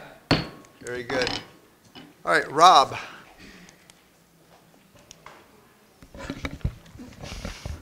Hi, Rob Drexler. I'm here representing the Mason County Association of Realtors. And first, right off the bat, without any equivocation, I want to say that you should move forward and approve this project.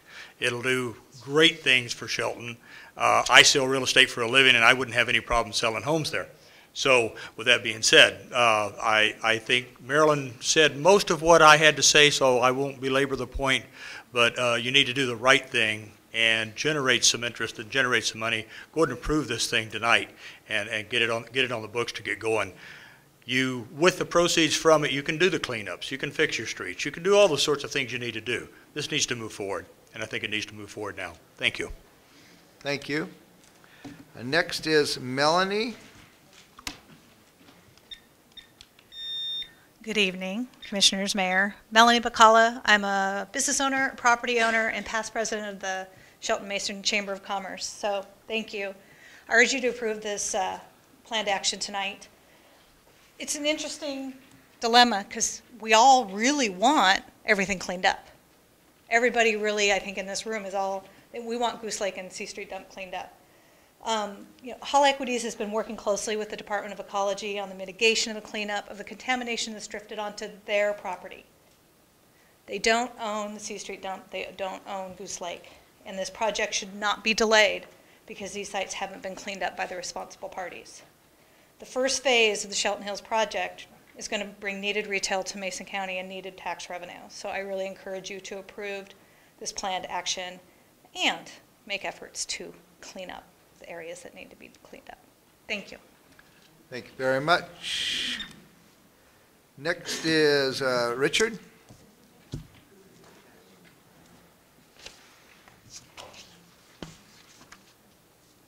Hi, my name's Richard Beckman. I'm a property owner. I'm a small business owner. I'm the vice president of the Mason County Association of Realtors. And tonight, you guys, I'm wearing a green and blue tie. All right.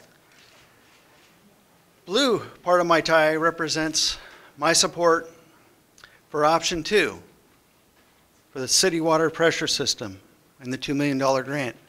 The green part of my tie represents Shelton Hills and my support for Shelton Hills. Green for the project, for the money the project will bring into the city. For example, tax revenue, jobs. Green for the environment, for the cleanup at Goose Lake and the landfill. I want these sites cleaned up, but I don't feel it's fair to hold Shelton Hills hostage for something that they didn't create. These sites have been on the books for many, many years without much progress. It's one of those things that I call out of sight, out of mind. Once Shelton Hills is developed, there will be a lot more eyes on these projects. There won't be any more of that out of sight, out of mind. We'll be able to come together as a community and get those areas cleaned up. Commissioners, do what's right for the community. Give us a yes vote on Shelton Hills. Bring jobs, tax revenue, and income back to the citizens of Shelton, please. Please vote yes on option 2. The realtors support Shelton Hills, and I support Shelton Hills, and I pray to God that you will support Shelton Hills.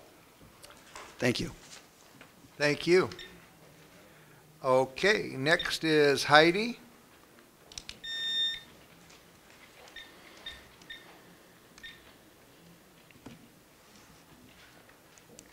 Good evening, Mr. Mayor, Commissioners. Heidi McCutcheon, 215 West Railroad Avenue. I am the Executive Director of the Shelton Mason County Chamber of Commerce.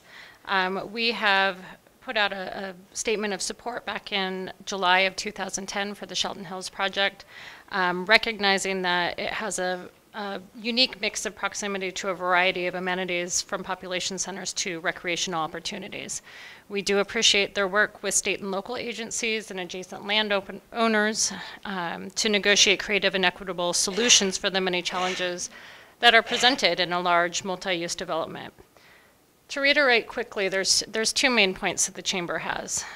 First is that our belief is that Hall equities should be responsible and liable for their property. The final environmental impact statement advises that their property has some contaminants in the ravine, and from what I can tell, Department of Ecology believes that the options presented for that cleanup are reasonable and will be evaluated with other options during the feasibility study, not during the environmental impact study. The second point is that, from what I'm hearing, both sides want development. There's just a differing of opinion on what order that should happen. We believe that that the issues with the C Street dump and the Goose Lake cleanup are outside of the property being considered in this environmental impact statement. And furthermore, that moving forward with the development will continue the forward momentum for any cleanup. Hull Equities has been instrumental in getting ITT Rainier back to the table to continue to discuss cleanup of Goose Lake. It is in their best interest to see Goose Lake cleaned up so that that can be utilized in the future. And we would encourage you to do the second reading and to approve the final environmental impact statement of the Shelton Hills property. Thank you. Thank you.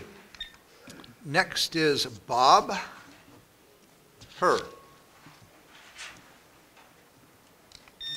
Hi, my name is Bob Herr. Glad to see some new scenery up there.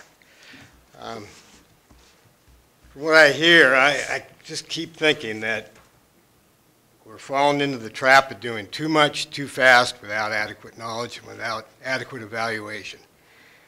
Based on what I've seen and heard in this process so far, I think it's an appropriate time to put out a reminder that a true public servant does not act as an agent for the building industry, land developers, or any other private business entity, but instead understands that their primary responsibility is the health, safety, and welfare of the entire community. I've always felt that good economic policy requires good environmental policy, and that will continue to be more true and essential than ever as relentless demand continues to deplete and degrade our limited, finite natural resources. Past and present history shows us that this principle has continually been ignored in Mason County by both private industry and local government to the detriment of industry, government, and taxpaying citizens. The unwise pursuit of a fast dollar at the expense of the environment almost always results in far greater costs down the line, cost usually borne by all of us, the taxpayers. And now with the proposal before you, we are heading down that same old road, and I advise you to wait and consider it further. We are surrounded by obvious examples of this. We have a harbor that should be a financial, environmental, and recreational jewel, but instead is a toxic disgrace, ruined by decades-old industrial practices, condoned by local government. Goose Lake and the old Shelton landfill are two more examples where financial expediency took precedent over intelligent environmental practices. These are major league primetime contaminated sites, and they now must be cleaned up to protect the financial viability and marketability of the Shelton Hills project and for the liability protection of the city of Shelton and the developer. The huge price of past neglect now becomes due. to the tune of millions of dollars. And now, in one way or another, the taxpayers will be victimized by paying the cost of the negligence of others, at least as related to the landfill cleanup. You say, trust us, we'll get the cleanup done. This is from the same entity that made the incredible decision that a new Simpson waterfront biomass plant would have no significant environmental impacts. And now, you don't even know of the true extent, nature, concentration, or mobility of the contaminants at either site, nor do you know the true cost of cleanup, who will pay, and where in the world the money will come from. But you still say, trust us. I don't. The claim from the city that some of this is out of our hands simply does not hold water. You are sitting on a powder keg of liability, exposure, and risk. And if you don't understand that and act accordingly, what you claim is now out of your hands may very well wind up in your lap.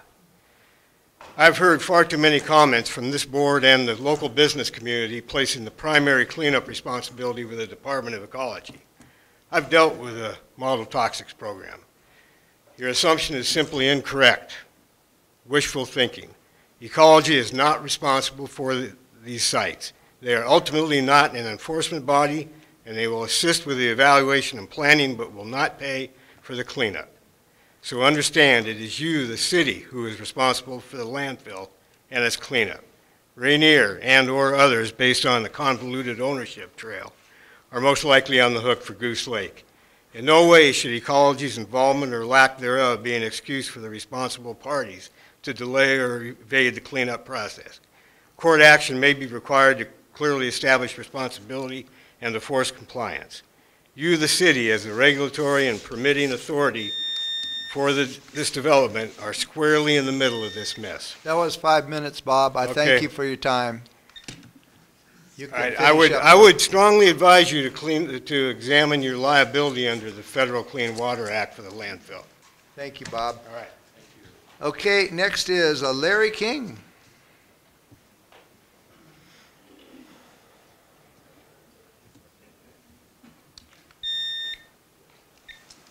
Yes, my name is Larry King from 5038 Lynch Road. Thank you, Mayor and Commissioners, for giving me this time. I want to let you know that adding this project with these thousands of homes and all these people would affect people far away from this project.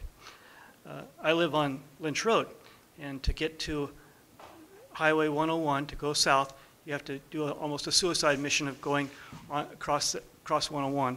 Adding all these more cars going through here, and most of these cars are going to be coming from that area, from the project area, to Olympia. They're not going to be finding jobs close here, so they're going to be having to go right where I have to go through that intersection. There is a plan of adding Simmons Road, which is nearly a shovel-ready project. I've seen the plans on it, but it needs $5 to $7 million to do it, and it's a lot cheaper than adding a clover leaf because it's just a road going down the side near to the other intersection.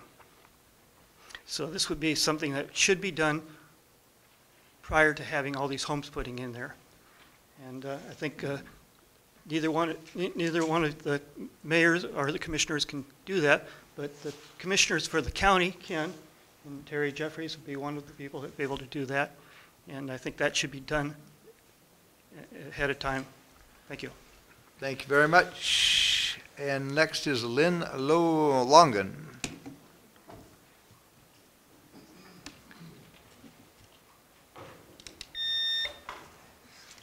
Thank you, Mayor, council members. Lynn Longan, Executive Director for the Economic Development Council of Mason County.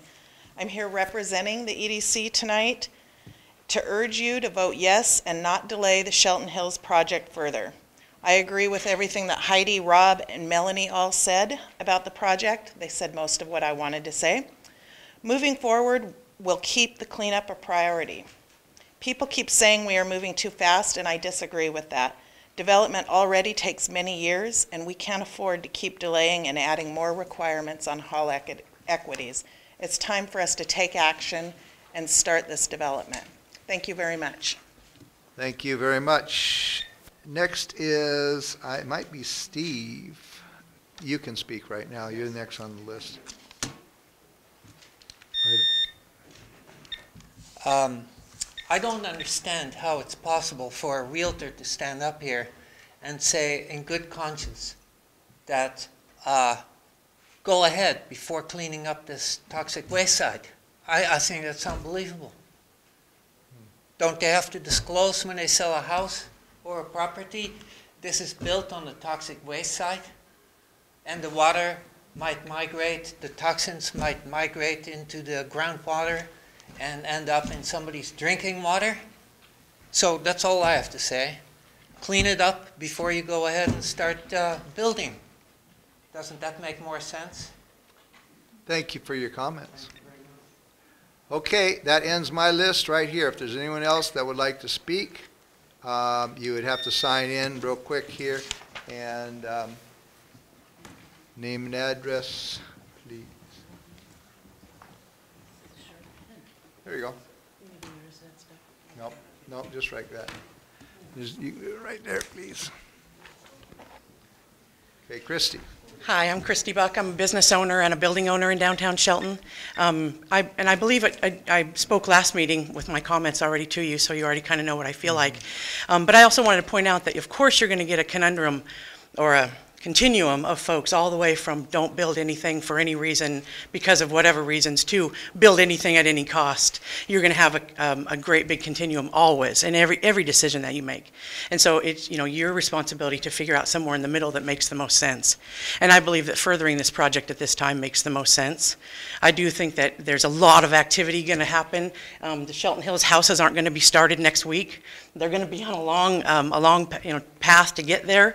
And I believe that my guess is that likely the cleanup projects will happen before they get to building houses out there at the Shelton Hills project. My recollection is that it was a 20-year project for total build-out.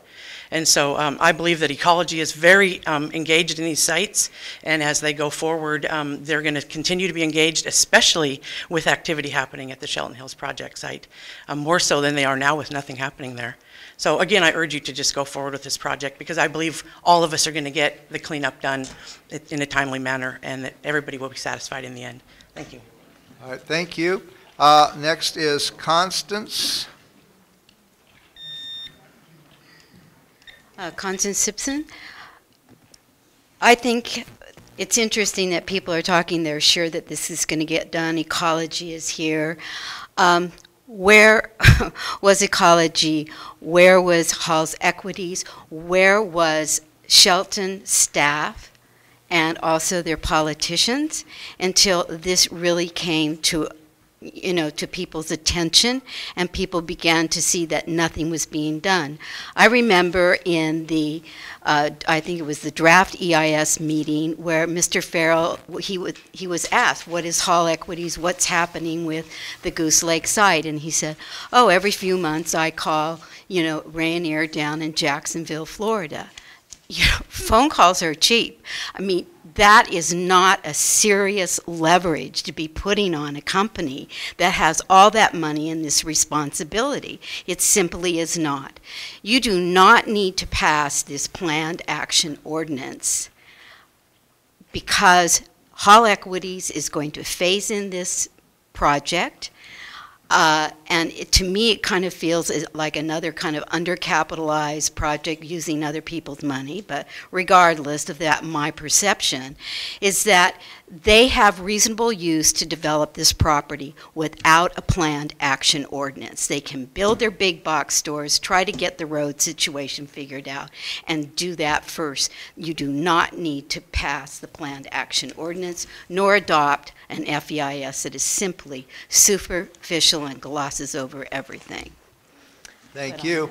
That's the last people I have on my list to talk. If there's anybody else, it'd have to be like right now, and I don't see anybody, so that ends the public comment period. All right. Now, the commission has an opportunity to speak to you, okay? And I know Commissioner Moore, Commissioner Olson, and myself all have our ideas and opinions that you have helped formulate. So, Commissioner Moore. Okay, I would like to say first off that I consider myself an environmentalist as well.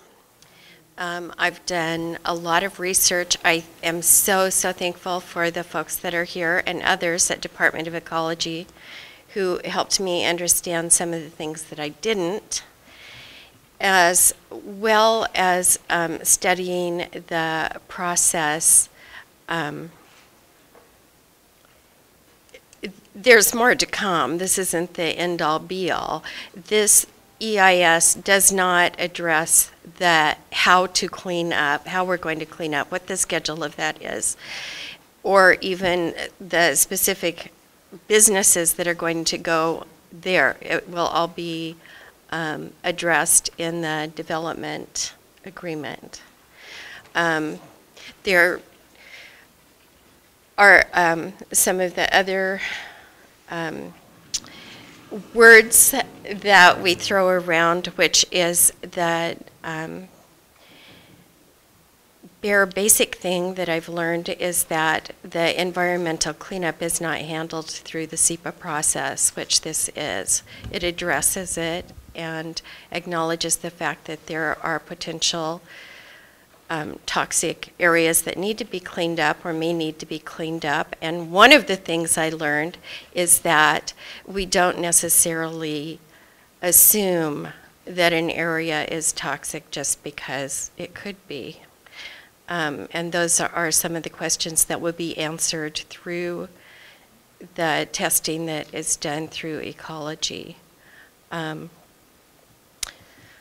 I believe that the Shelton Hills project is very valuable for the city of Shelton, and I think it's a way we can move forward and actually be progressive, and by not passing this, we're not going to stay back 30 years ago and not move forward with cleanups. We are going to clean up the areas.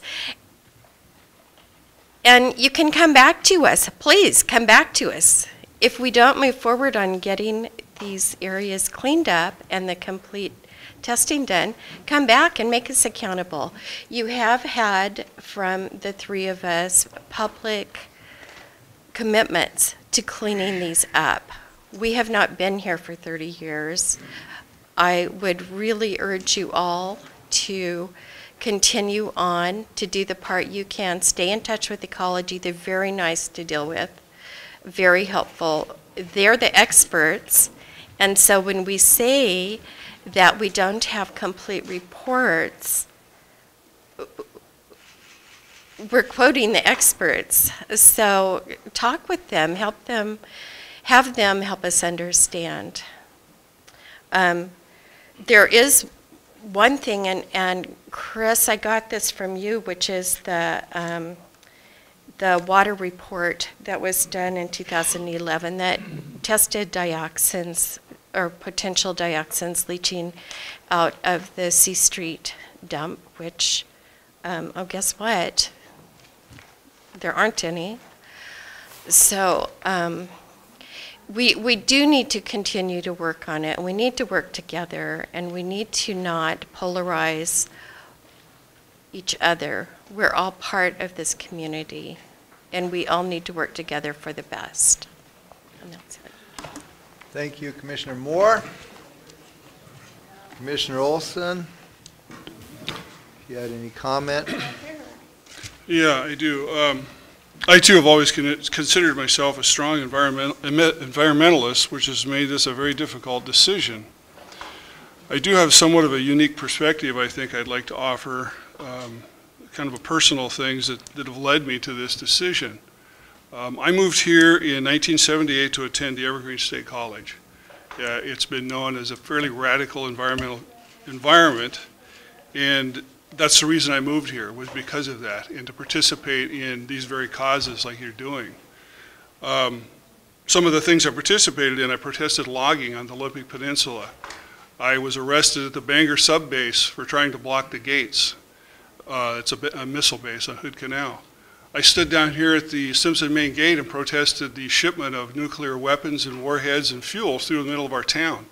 I don't remember seeing anybody there other than my friend Bill Shanahan out there. I was also most recently involved in the protest against the Dodge, and I felt strongly that our community did not need that. Perhaps my most important experience is that I grew up in a town in Montana that is now listed and has been for quite some time on the EPA Superfund site. There was a vermiculite mine there that poisoned people for 20 or 30 years. And with the help of the citizens activist groups, it was brought to be cleaned up by the EPA. I have family members who have suffered consequences because of this, and I find myself, you know, kind of in a quandary with being on both sides of this. The EPA, like I said, has completely cleaned the town up and held W.R. Grace responsible for that cleanup. So the idea that the liability gets shifted to the taxpayers or the city government is somewhat misleading, because the EPA does step in at times needed along with ecology, and will hold the responsible parties responsible for this. I spent days going over this material that has been provided by the city, Hall Equity Group, and the citizens activists. I've met with them a few times, and I've also asked the opinions of anyone I talked to in the past weeks on the street and got their take on it. Nobody that I have talked to disputes that Goose Lake and the C Street dump need to be assessed and cleaned to a safe level according to the current best practices as dictated by the Department of Ecology. What that looks like right now, nobody can say. The city owns C Street dump and will absolutely be held liable for the cleanup, and as long as I have any involvement, we'll pursue this to the end of the best of my abilities. The city is on notice of its responsibilities and will act accordingly. Goose Lake is a bit different. It is obvious that the polluter will do all they can to delay any action, as has been the case. I don't believe the Hall Equities project will succeed the way it would like to if the lake is not addressed, as it will directly enhance their project. A recently asked question was who would buy a house next to these polluted sites? The answer would be no one. Conversely, you could ask, why would a developer build next to this site? The answer is he wouldn't. So one could conclude that it would be in the developer's best interest to move forward with cleanup of these sites. I believe this is possibly the only way Goose Lake will ever be cleaned up. If this project does not go, we will lose any leverage we have. Under the Model Toxics Control Act, the state is to prioritize the cleanups of contaminated properties intended to be converted to community uses. I think that statute, and with Hall Equity Group as an ally, along with the pressure brought by the citizens, that the cleanup is attainable. And thanks to the efforts of the citizen activists, I believe they have possibly awoken the Department of Ecology, as they are now very aware of this emphasis surrounding the issue, and it is not going away. A large part of our job as commissioners is to follow the laws and regulations and to protect the city and its residents. City liability has come up regarding this approval of this planned action, and by everything I have learned regarding this is that the law is very clear that local agencies do not incur liability for the disastrous consequences of private developers if the agency's only role is to grant development permits. If this ordinance is approved, I intend on being very involved with the process of negotiating a development agreement with Hall Equities, and would be looking out for all of our best interests, and would pursue that Hall Equity Group would be cooperative in some remedial investigation on their property that is adjacent to the C Street dump. By all research that has been done, it appears that C Street does not extend onto their property, but in the best interest of future generations that may attend a school there, that this would be a must thing for me to have done before construction. Final comment is that this ordinance falls under the SEPA guidelines, and SEPA requires the mitigation only of significant environmental impacts created by a proposal. SEPA does not require or allow the impacts of or mitigation for independent projects, such as remedial actions outside the project boundaries, to be included in the SEPA for review. SEPA does not give the city the authority to condition approval of the Hall Equity project on the cleanup of Hall properties Hall did not pollute and are not on their property. Because the city has no legal authority to require Hall to clean up the sites outside of this project, the city could be held liable if it delays in the SEPA process for this reason. Therefore, I would support moving this planned action forward. That's my comments. Thank you, Commissioner Olson. And my name is Gary Cronson. I am the mayor of Shelton. And this is not simple. This is not really easy. But what we have to do as commissioners is we have to take the opinions of the whole city.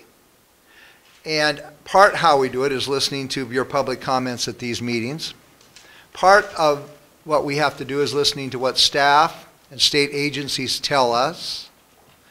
And part of it is who we meet in the community and talk to in our businesses and our day-to-day life.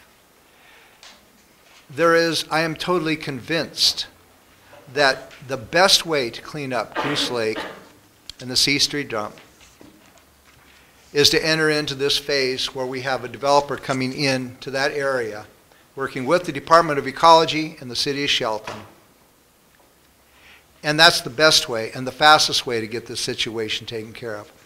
I am 100% in support with cleaning up both of these sites, but you can't get any higher than the Department of Ecology in my world. I mean, they are, to me, the rule book. They are the standard, and they are someone who I respect in this conversation. So it's good to have public input, but just because you would have a huge crowd saying one way, we have to, okay, that's what that group said. Okay, then we have to talk to other people, businesses, staff, and in that environment, we make our decisions, and I am prepared to move forward with this project. I think it is better for the environmental community that this project gets an okay. And I base that upon the sources that I said, how I make my decisions. So I believe we had made our comments, and now would be the opportunity for us, if we concur, to move forward with the second reading of this ordinance. Do you concur then? Yes. Okay, you can. Okay, Leslie Ann, could we please have a second reading? Ordinance number 1845-0214, second reading. An ordinance of the City of Shelton, Washington, establishing the Shelton Hills Planned Action pursuant to the State Environmental Policy Act. Is there a request? I request a motion to approve this ordinance. I'm sorry. Need to make a motion. Okay. Here it is right okay, here. Great. That Okay, one. sorry. That's all right. I move that we approve ordinance number 18450214 regarding the final environmental statement. Would second that. There's a motion and a second to approve the second reading of this ordinance. All those in favor signify by saying aye. Aye. Aye. Opposed? Passes. Thank you. Hey, there we go.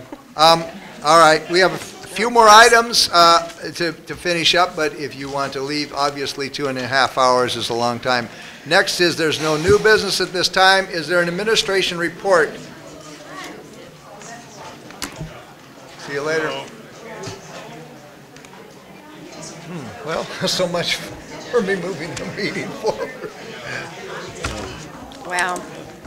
I think that's a no from Vicki, but she's probably... I would think so. Is there administration report at this time? Yeah, that's next. Are there any administration final touches? Yes. Meeting's still going on. Yeah. Yeah, sure. No problem. I have one final touch, and that is that our Basin 3 design, the DOE loan extension agreement needs to be extended, and we'll be briefing you on that next week. All right, thank you very much. Our next meeting will be March 24th at 2 p.m. in the afternoon. This meeting is adjourned.